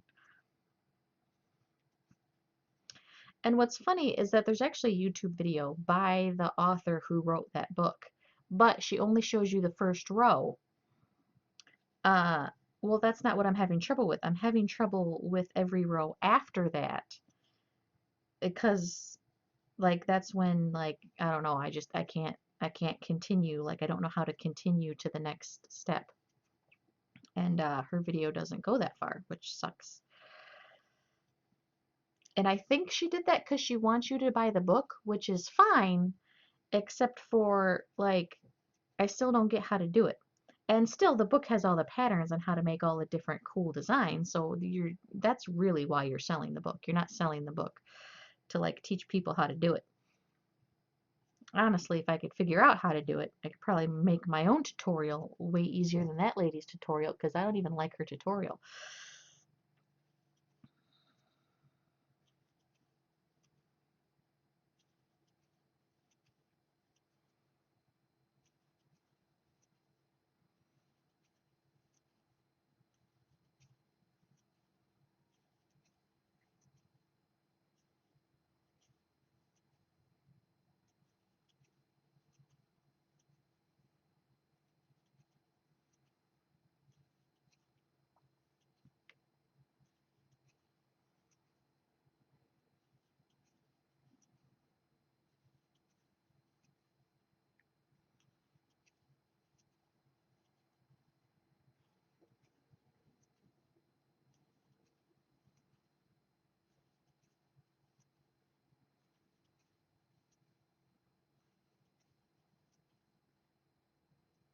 Oh, and be right back. Okay. Another opportunity that has arisen um, is my husband's boss slash friend. I don't know. It's weird. Anyway, has a garage, and in the garage, like up above the garage, like upstairs in the garage, is like a whole room, and he's got like tables and stuff set up. And his mom, is it his mom or his mother-in-law? I don't remember. They're going to try setting it up for her so that she can teach a painting class out of that room. And like they're going to take an ad out in the paper and, charge per head and that kind of thing. And he said if that works out, maybe they could do the same kind of thing for me, and I could do a how to crochet class up there. Um, so that's something to keep in mind that I could try doing. I haven't actually tried to teach a class before. Um, and I've only ever tried to teach a couple of friends. I haven't like really tried hard to teach people. Uh,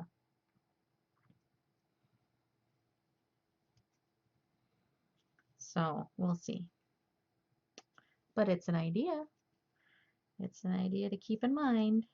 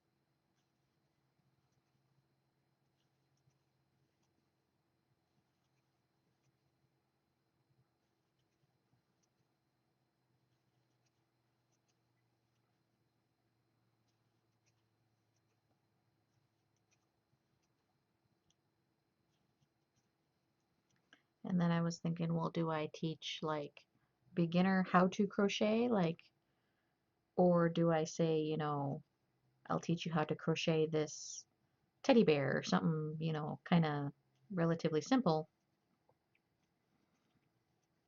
And then, say it's kind of for people who already know how to do like, basic chain and single crochet and slip stitch. The slip stitch is kind of neither here nor there. Uh,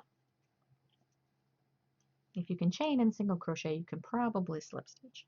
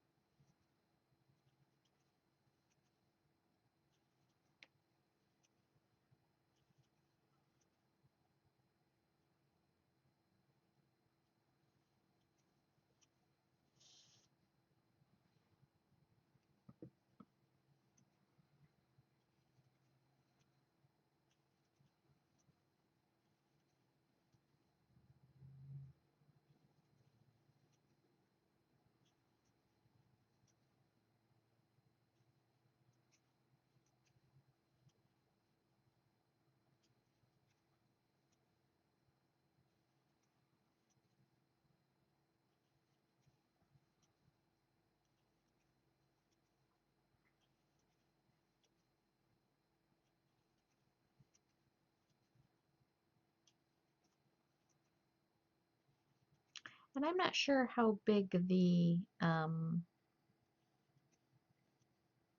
guess, market is in this area for crochet classes. Like, I don't know how many people would be interested in that. If that's something that would like, would I have like two people who want to do it, or would there be a bunch of people who want to do it? I'm not sure.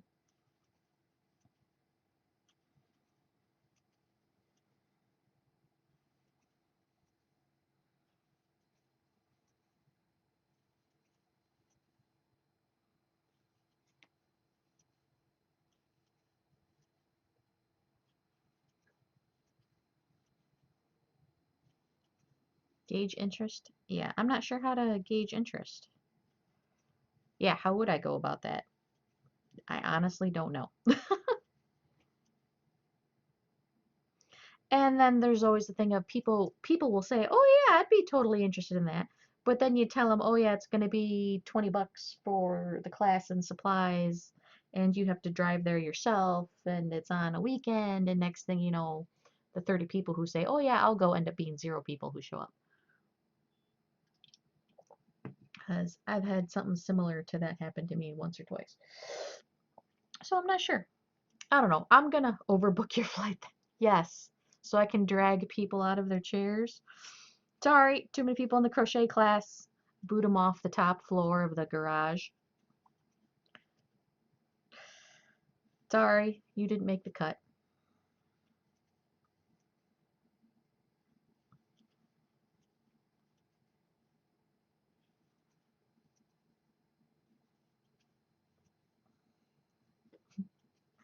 This is Sparta, people. It would, brothers, be all like middle-aged ladies wanting to learn how to crochet and stuff, you know.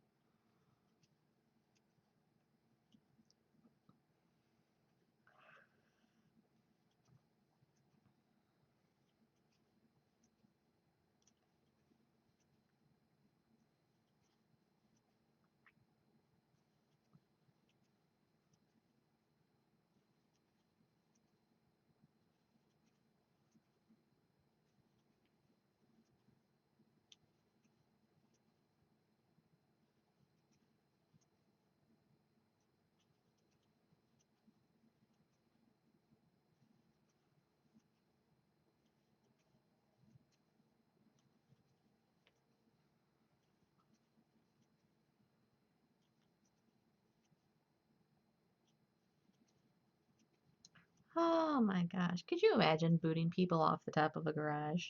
Sorry, too many people in the garage. It's fire hazard.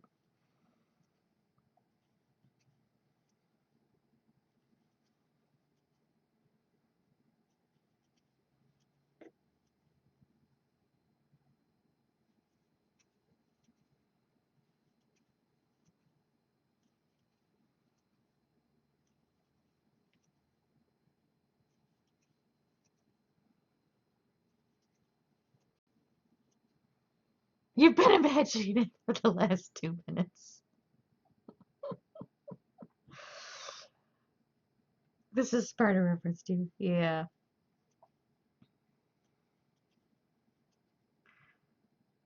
I've actually seen a little kid. This is Sparta, another little kid. Um, which I thought was hilarious at the time. Uh, you know those like plasticky playground set thingies? There was this like 2-year-old that wanted to slide down the slide, but there was this big like 5-year-old, and the difference between a 5-year-old and 2-year-old is a big difference, like height and size wise and stuff. And the kid standing on top of the slide, blocking the entrance so nobody can go down the slide. And the little girl's like, please move, I want to go down the slide. And little girl keeps going, please move, I want to go down the slide. Please move, I want to go down the slide. And the kid is just like holding on with both hands and got his feet spread apart so that she can't go down the slide. And after like the third or fourth time, she plants her foot in the chest of this kid and pushes him down the slide. And then she sits down neatly on the slide with her little hands in her lap and slides down the slide. Like, dude, you just got sparted off that slide, man, by a 2-year-old.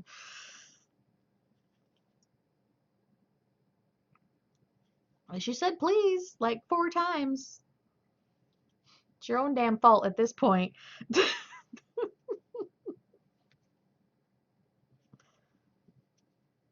Yeah, but she totally, this is Sparta that kid off the slide, man.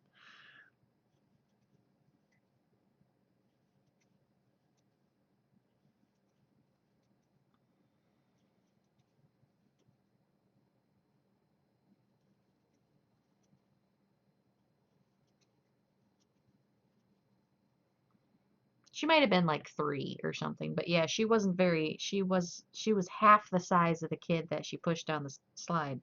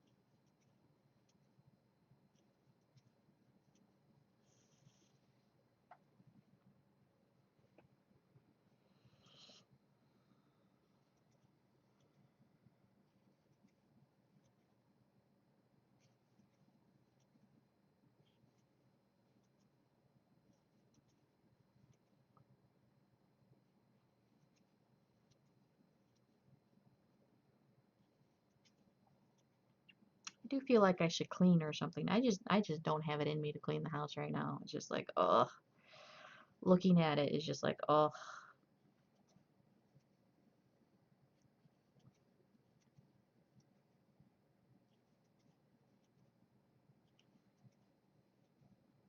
Mm.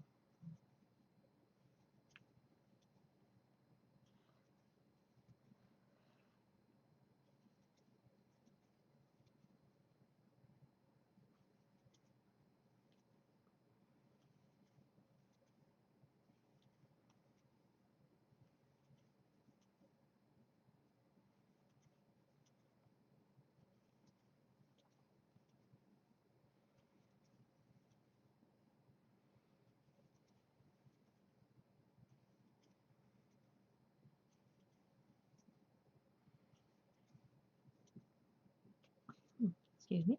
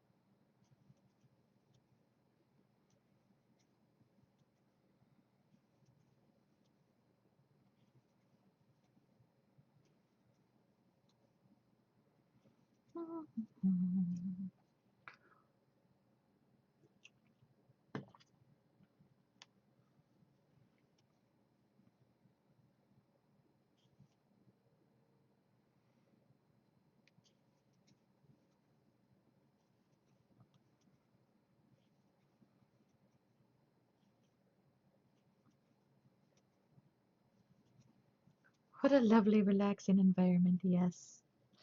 Me sitting here not talking for like 5 seconds. Or 5 minutes, I mean. I know.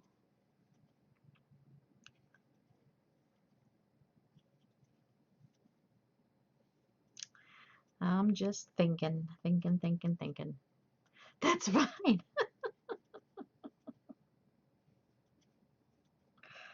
I know I feel bad. I feel like I should be saying something. I don't know how interesting it is to watch crocheting, especially for you guys who don't actually crochet. I'm surprised how many people are in here that don't actually craft. That surprises me. I guess I watch people play video games I'm never going to play or have no interest in playing. Uh, I watch Lethal Frag play Faster Than Light. I will never play Faster Than Light. Not gonna happen. Uh, can't play Isaac. Not gonna happen. But I like watching them. Although I am getting kind of bored of everybody playing unknown players battlegrounds or player unknowns battlegrounds, whatever they're called. I'm kind of getting tired of everybody playing that game.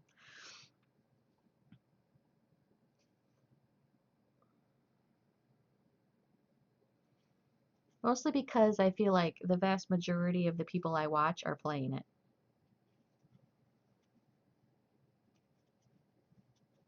So it's getting kind of old. Never heard of it.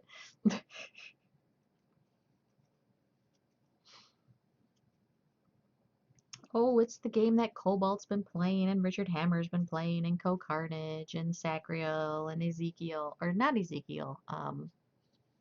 No, not Ezekiel. Who else is there's a bunch of people playing it. Lyric's been playing it. Uh, Summit's been playing it. You have no idea what that game is? It's a battleground game. Survival, Hunger Games style. Everyone gets dropped out of a plane. You run around trying to collect guns and ammo and try to be the last person left alive. You don't like Summit? Well, tons of people have been playing it lately. um, You were his mod for a few months and hated him? Aw. Well, I'm sorry you hated him.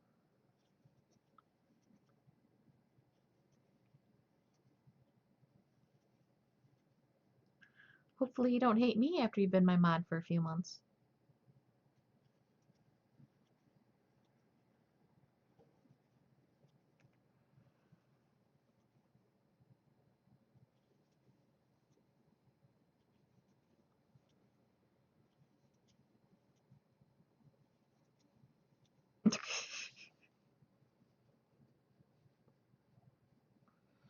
Okay, I'm going to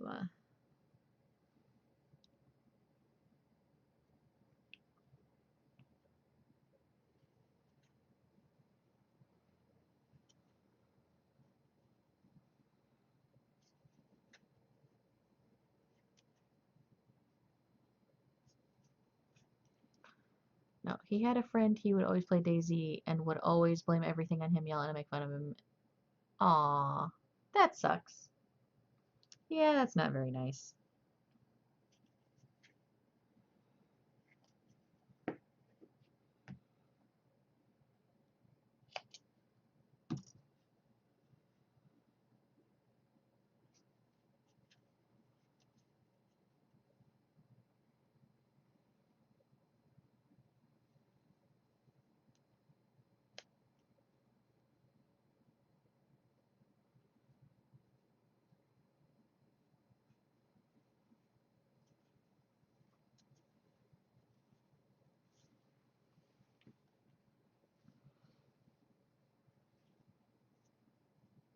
Just making sure it fits here.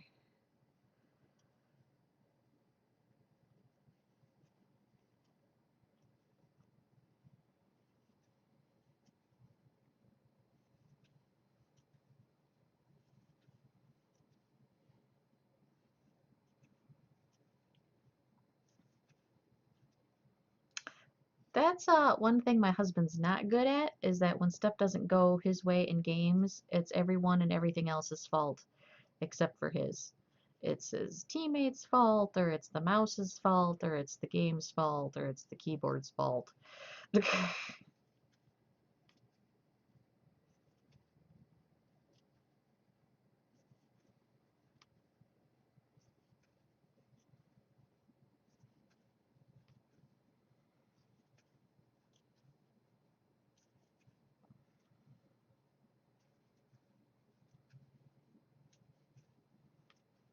Where I'm the opposite. I'm like, oh, well, I guess I just suck.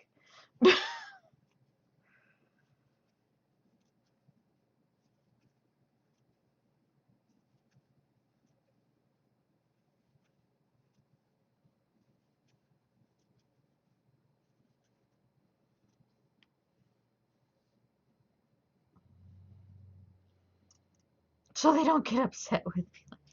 Well, that's very thoughtful of you.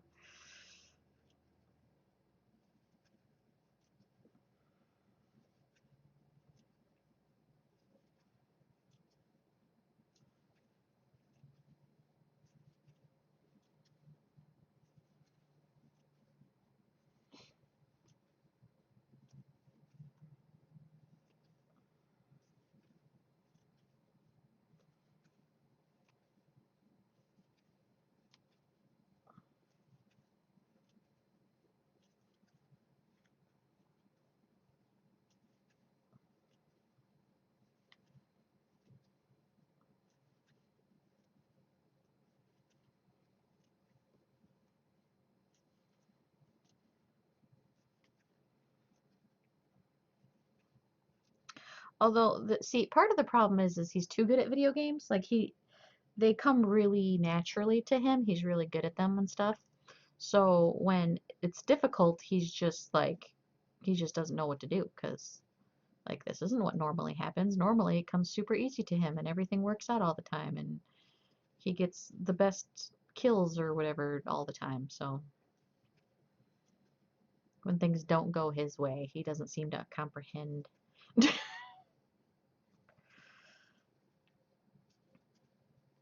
Still a bro. Yes, still a bro. get him to play Dark Souls. Yeah, no, I don't want to break anything. I actually in a soundproof room. No, I actually got Bloodborne with the PlayStation when we bought the PlayStation. Uh, and yeah, no, not pretty. He uh he got he ended up getting so frustrated with it that I was like, "Yeah, you're not allowed to play this anymore."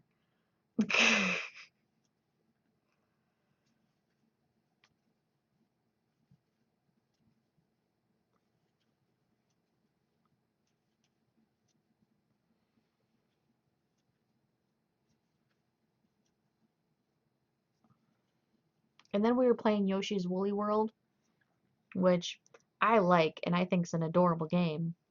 And you can play co-op, but the problem with playing co-op is that you can bounce off of each other, and when you bounce off of each other, you like fling in uncontrollable directions sometimes. So he didn't like playing with me because I wasn't always going exactly where he thought I was going to go, and so we'd end up killing ourselves because like I'd bounce off the wrong way or he'd bounce off the wrong way, and it was annoying.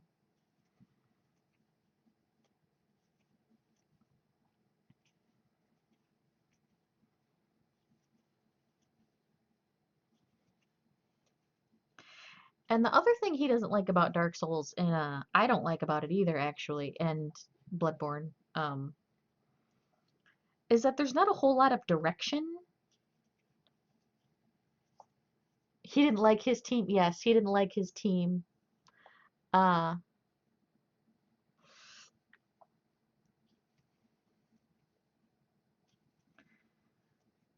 which sucks because I wasn't good enough to beat the game on my own. So I can't finish the game without him. Like, no, I want to see how the game ends.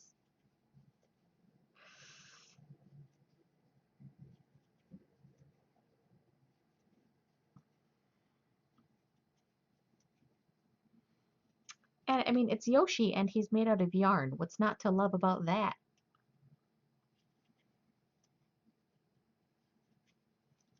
I know. I actually want to get the Kingdom Hearts uh what is it, the 1.5 and 2.5 or whatever, the one that has all of them together. And I was like, and then you can beat all the bosses for me.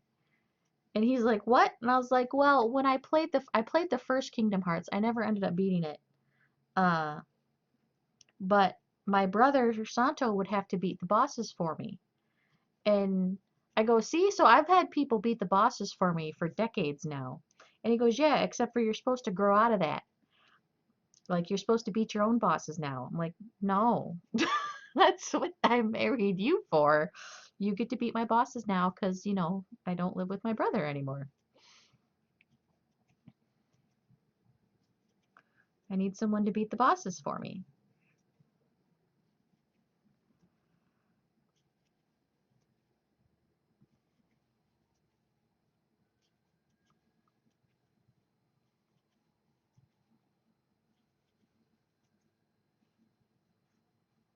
Get him to beat your old boss. Ah, her and the HR lady, right? Yeah, that would be fantastic. That would be funny. That was a good one. I like that one. Mm. And I actually like playing WoW, World of Warcraft.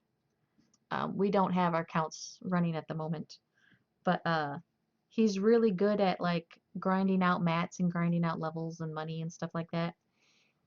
So back in the day, this is like years ago now, my account got hacked and someone retrained my tailor enchanter to be like skinning and mining or something like that. So I got the account back, but then my tailoring and enchanting were dead. So he spent an entire day grinding out all the mats, the linen and silk and wool and broom cloth and all the way up so that basically I could go from 0 to 600 tailoring or whatever it was at that point.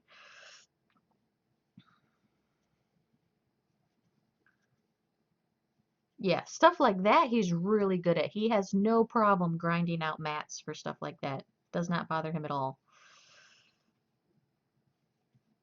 He will spend hours and hours and hours doing a dungeon over and over and over and over again. Get hubby to get it back. I know. It's tempting, actually. The problem with that is that if I had WoW, I wouldn't be streaming. Or I'd be streaming WoW. Because I love WoW and I get really addicted. And I wouldn't be. Or it'd have to be like, okay, I'm going to stream crochet for like an hour and then I'm going to play WoW for 6.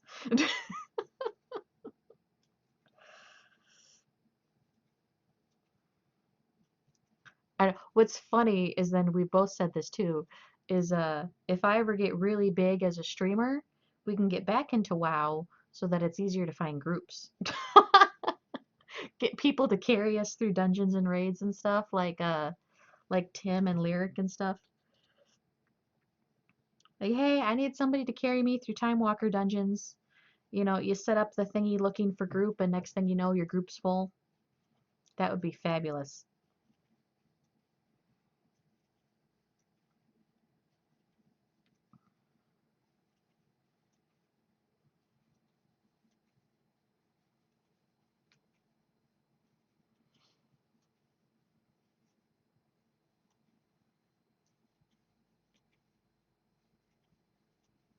And actually his dad played WoW, and this is one thing that makes us feel really guilty is that his dad was still playing WoW and we kind of quit WoW. And his dad kept trying to get us, you never have to, maybe in my stream and Smite, you never have to play with. Yeah, exactly. Um, his dad wanted us to keep playing, and we're like, man, it's, for us, it was $30 a month because we both had to have an account, and like, it just started to feel like a chore, um, especially because his dad wasn't very good. So we had to carry him a lot, and we'd get kicked out of dungeons a lot because he'd get kicked out of dungeons a lot. Uh, and so we kind of stopped playing and he was like, do you guys not have enough money? I mean, like, I can help pay for your account if you guys are broke. And like, it felt super guilty. And then he ended up passing away in January, and then I felt even more guilty, like we should have played with him. We didn't know how much, you never know how much time you got. But I mean, you can't do that though, because you can do that to yourself about everything, about everyone. You win 85 to 95 90% of the time. That's awesome. That's a great percentage.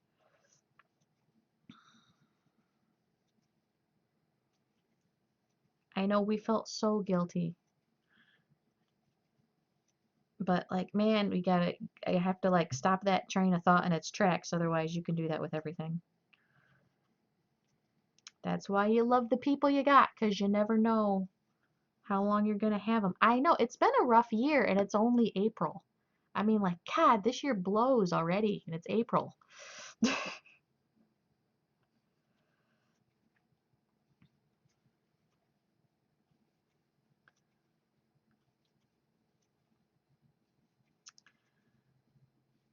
And I was hoping 2017 would be better than 2016 because 2016 sucked for me. Not just because of like all the drama that went on in the country. It just like for me personally, a lot of crap happened in 2016. So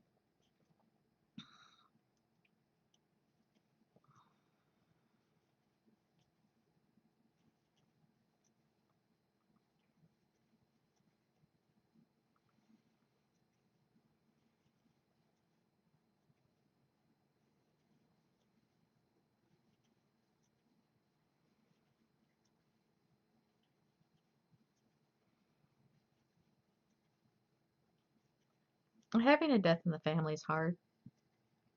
Especially his was extremely unexpected. Um, quick, sudden, unexpected.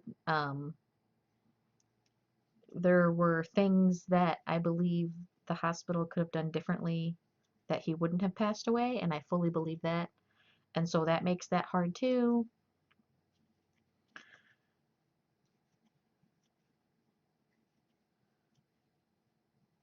But it's always hard. Even under better circumstances, it's always hard.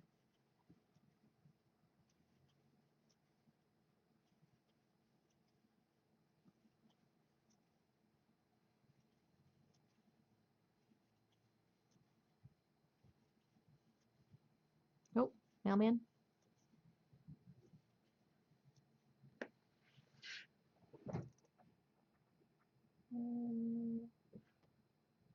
Yep, mailman.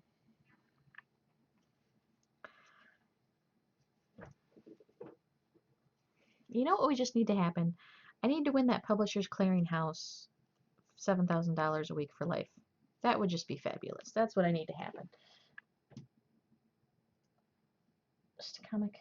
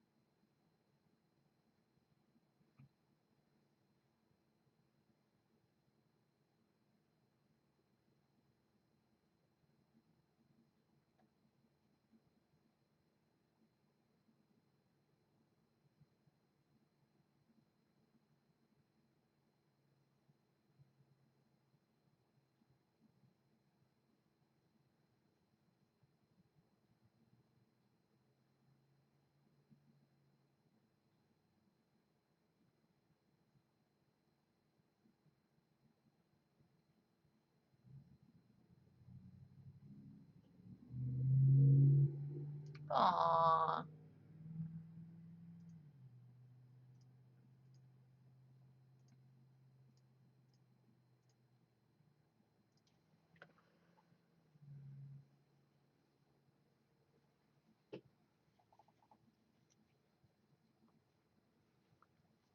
That one's sad.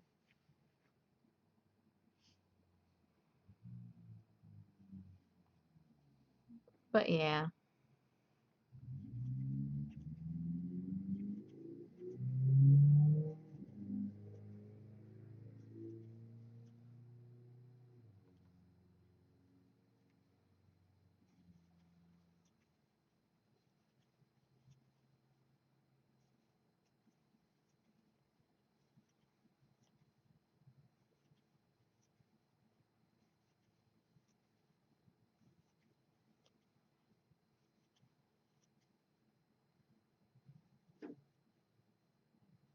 You have a VR system with a high-end computer?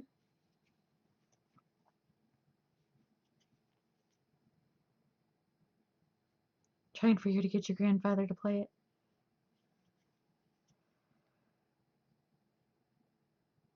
This Easter it will finally happen? That's awesome.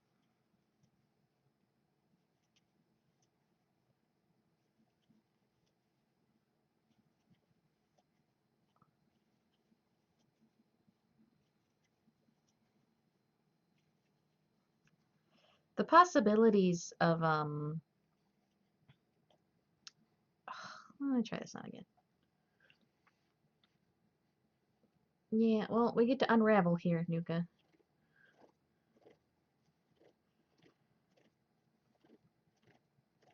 The band is good, but the head part is too tight. Uh, the possibilities of VR are exciting.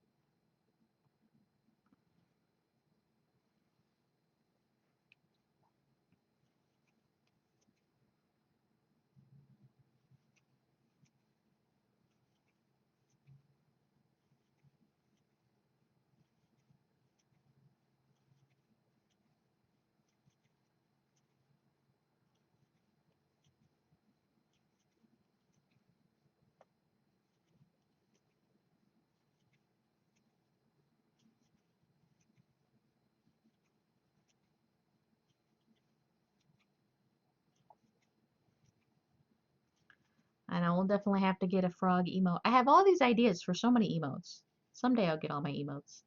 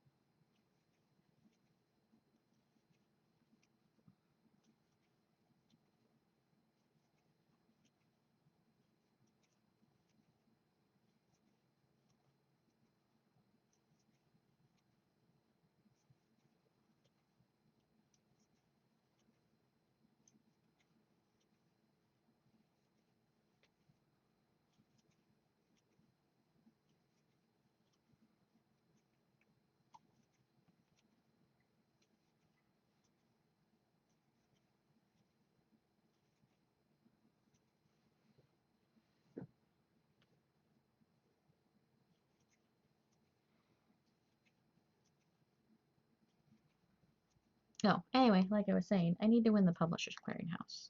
That'll fix the house problems, that'll fix the job problems, that'll fix the problem with my mother-in-law's house.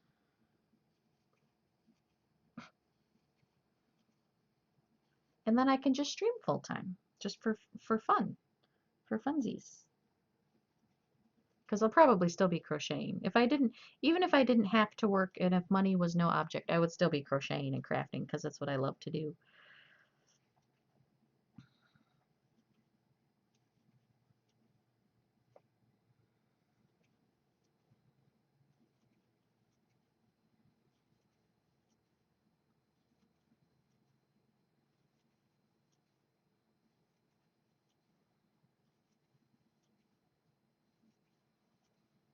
If anything, I'd probably get more crafty hobbies. My house would look like a craft store. I could just buy a craft store. There you go. I could run my own craft store. Except for I wouldn't want to work in it. I would just want to, own it. Because I wouldn't feel like running the business. I'd want to just be playing with all the crafts. So maybe we'll just go back to, maybe I'll just buy a craft store that's already there. There you go.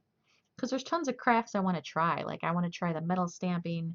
I want to try perler beads. I want to do painting. I want to do acrylic painting and oil painting. Jewelry making looks fun. Scrapbooking looks fun. Making, not necessarily making scrapbooks, but making like um, homemade cards and stuff like that. Making your own stationery. Um, there's my grand old person fell this week. You're going to see if he can come for Easter. Aw. Well, hopefully. Aw, I'm sorry. Falls are very difficult on the elderly, that's for sure. As someone who spent the last 5 years in a nursing home, falls are difficult. I'm sorry.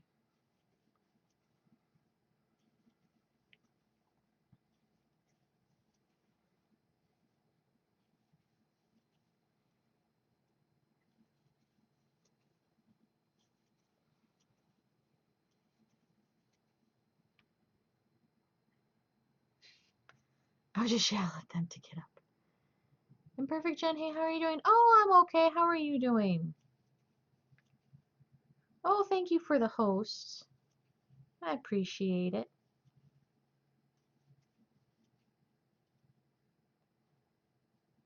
You yell at fallen old people.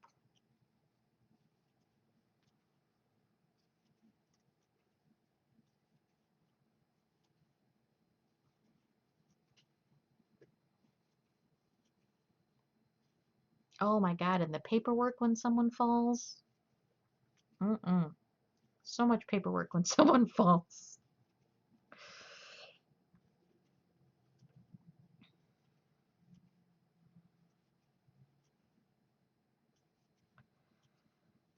Amazing rep of all the stream stands for false. Oh yeah, Nuka, so how'd you like hanging out with Beetle? I've introduced you to the joys of other crochet streamers. Beetle's really good. Beetle does a lot of corner to corner. Um, which actually, that reminds me, I need to start working back on my corner to corner blanket. Maybe I'll do that.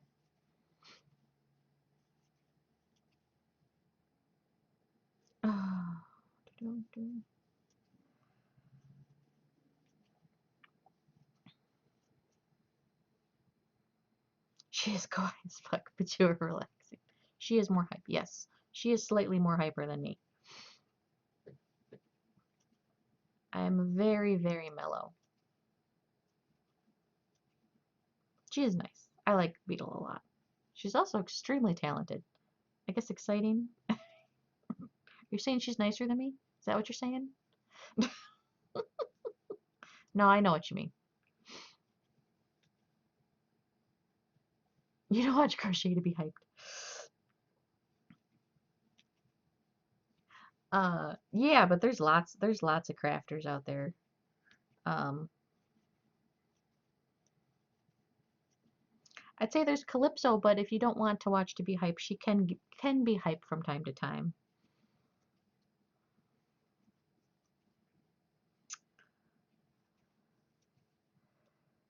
I don't want to take myself off. Little blue box is kind of mellow. And then there's Bonsai Baby, who's the opposite of mellow. Oh my gosh, she brings the hype, let me tell you.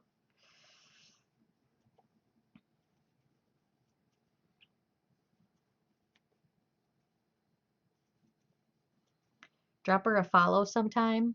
Like, go on the channel and then follow her, and then watch what happens every time she gets a follower. You're like, oh my god, what did I just do?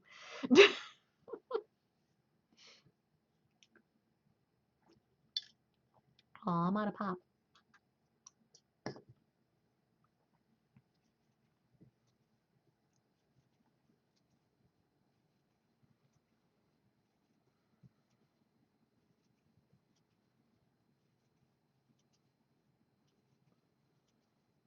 I might have to go get me another pop.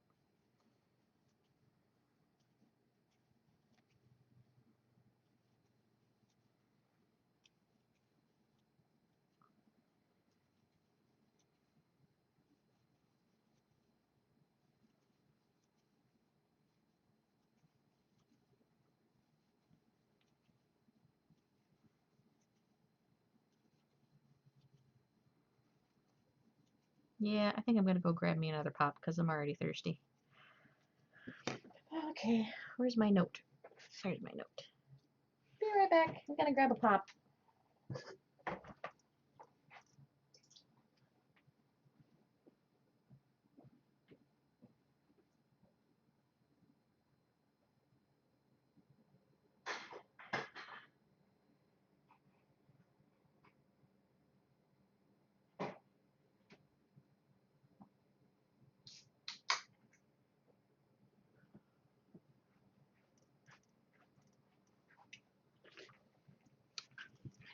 Okay, I'm back.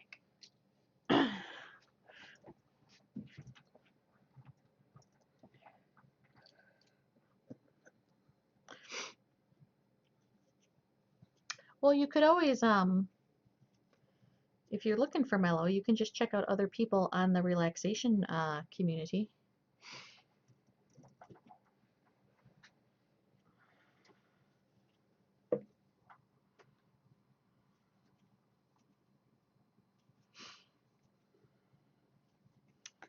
I'm pretty sure there's other mellow people in there, which is cool.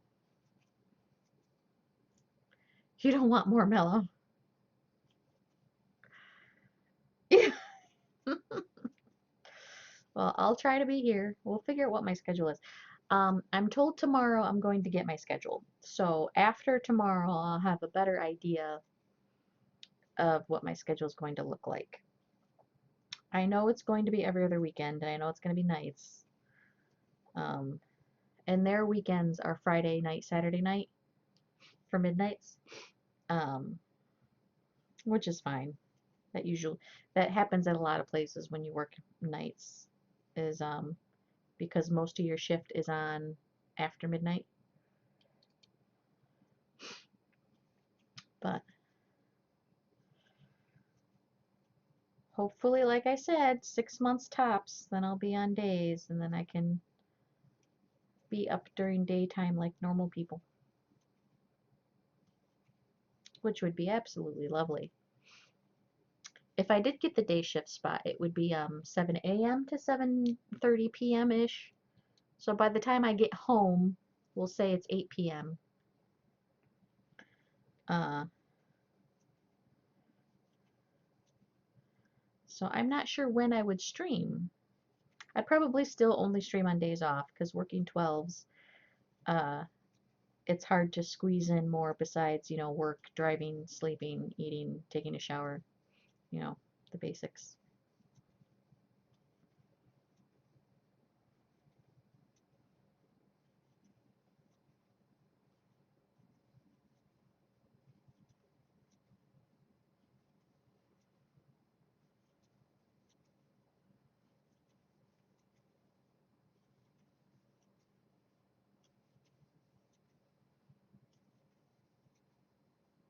Yeah, 12s and streams is too much. Which is kind of the other reason I wanted that other job, because that job was 8-hour shifts. Uh, So for 8 hours, I could definitely squeeze in a couple hours, like before work or after work or whatever. It would have been much easier, especially since I'm used to working 12s. And, like I said, it was 5 minutes from my house, so that would be lovely. That would be lovely. Lovely, lovely. But I'm just gonna keep my ear open, and if more opportunities arise, keep my resume updated, and just keep applying for jobs. It's a bummer that things worked out the way they did. Uh, it's gonna be a good thing. It's gonna be a good thing. I just keep telling myself it's gonna be a good thing, and it'll be a good thing.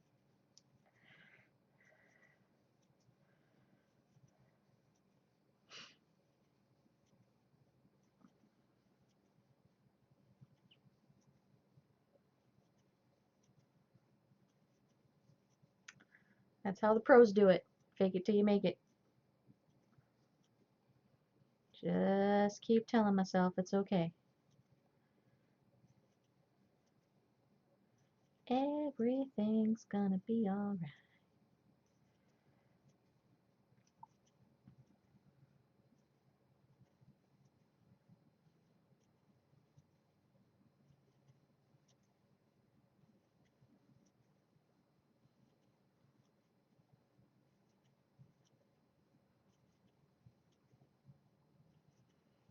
I actually wrote down some names of some podcasts.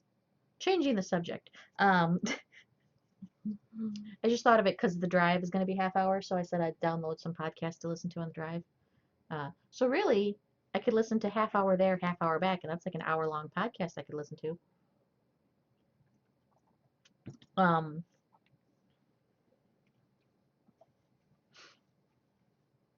but I was thinking, I wonder how hard it would be to start my own podcast.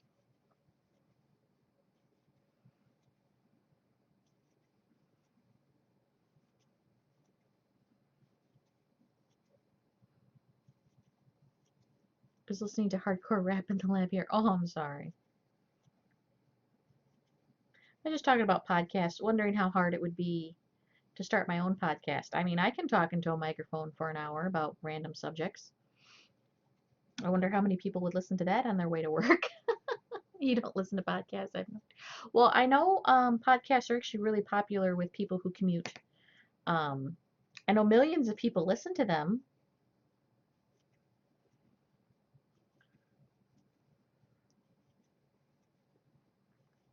I'm just not sure what my subject would be. See, I'm having all these brainstorms on ways to get me out of working full time. People broadcast their entire days. Yeah.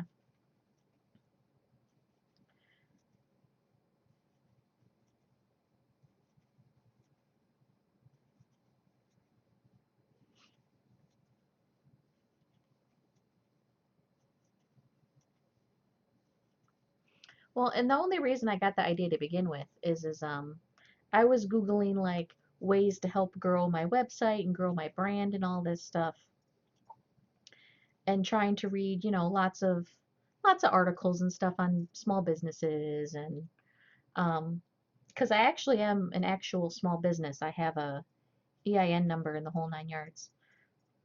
Um and a bunch of different places recommended starting a podcast. And they recommended it because your traffic. It ups your traffic, and it ups how high you show up on search engines and stuff like that. So I was like, well, I mean, I'm already streaming.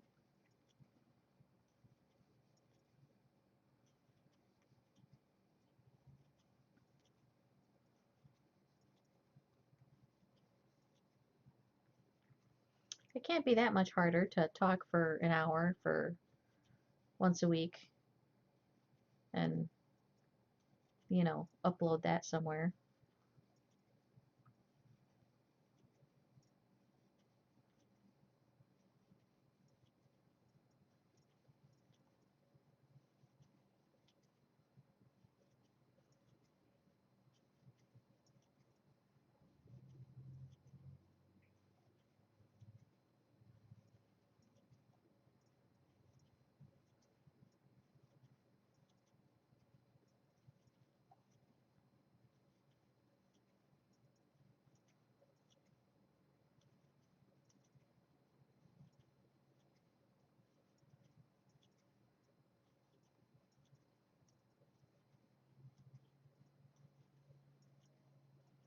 I don't really want to broadcast like this is what I'm eating for lunch kind of thing.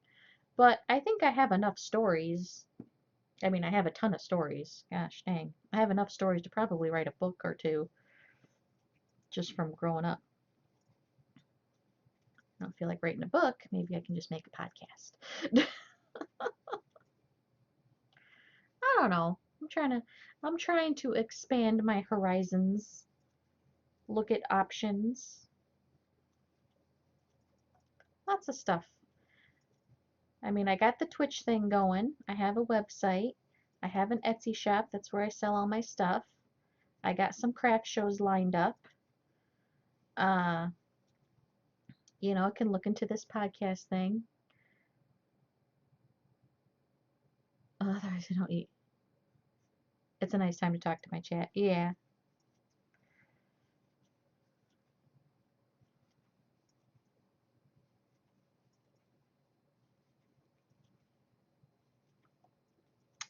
I kind of want to make how-to videos, though. I really want to do that. I've got to sit down and figure out how I'm going to do it, though. And figure out a way to make mine different or better or funnier or more streamlined or make mine stand out from the dozens and dozens of, if not hundreds of how-to crochet videos on YouTube.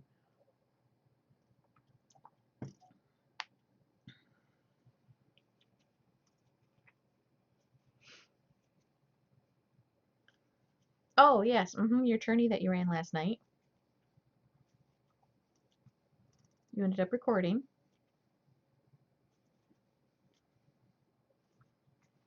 My mic wasn't working the entire time. Oh no, that's a bummer.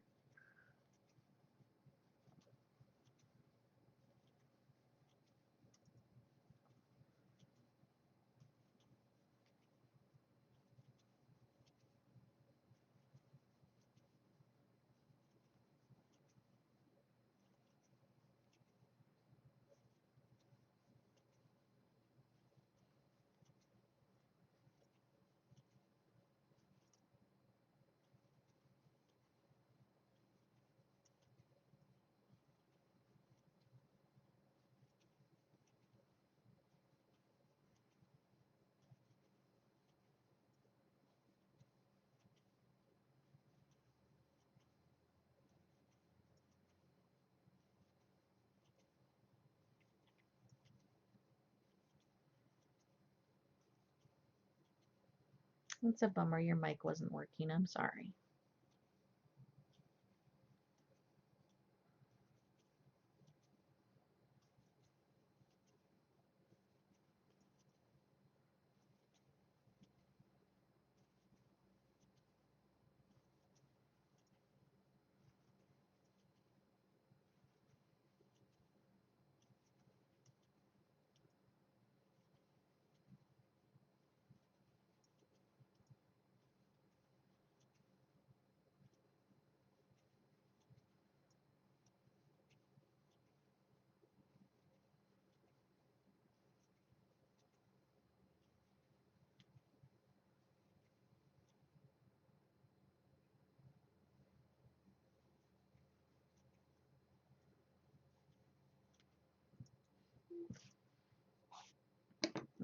I should probably double check this. Okay, yeah, that's a lot better.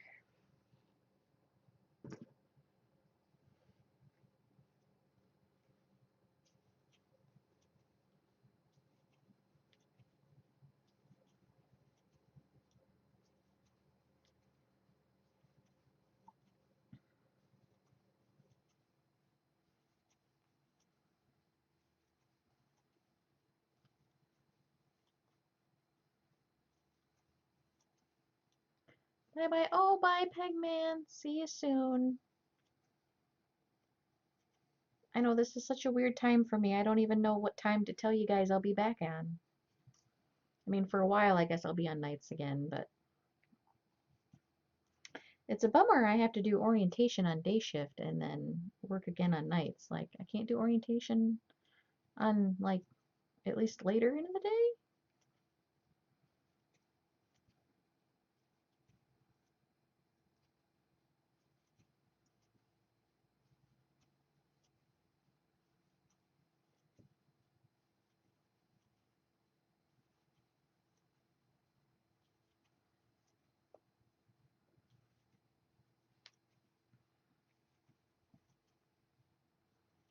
But thanks for hanging out, Pegman, as long as you did. And actually, thank you all my lurkers. Lurkers are the bulk of Twitch viewers, and I appreciate you guys.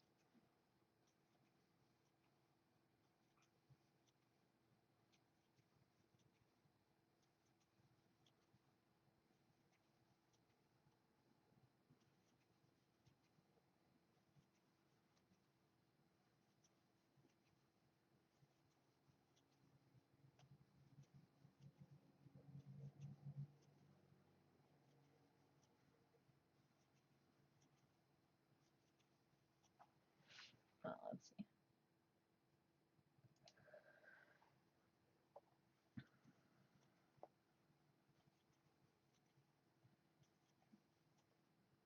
But I might be taking a break anyway, you guys.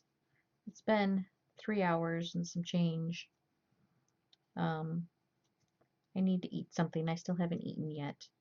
But thank you everybody for hanging out. I appreciate it. I know it hasn't been a very upbeat stream with everything.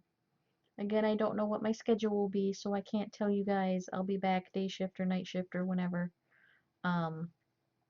But I will know tomorrow. So at the end of tomorrow, I guess I can tweet out what my schedule is going to be so you guys know when to expect me next. So if you're not following me on Twitter, follow me on Twitter and that'll keep you guys updated with what's going on. But thank you guys, everyone. It's been nice. It's been nice complaining and just talking through my feelings. We did finish a beret hat, which is cool, and then we started this red one. So I'll see you guys later. Thank you, Nuka, and congratulations on your sword. Have a good one.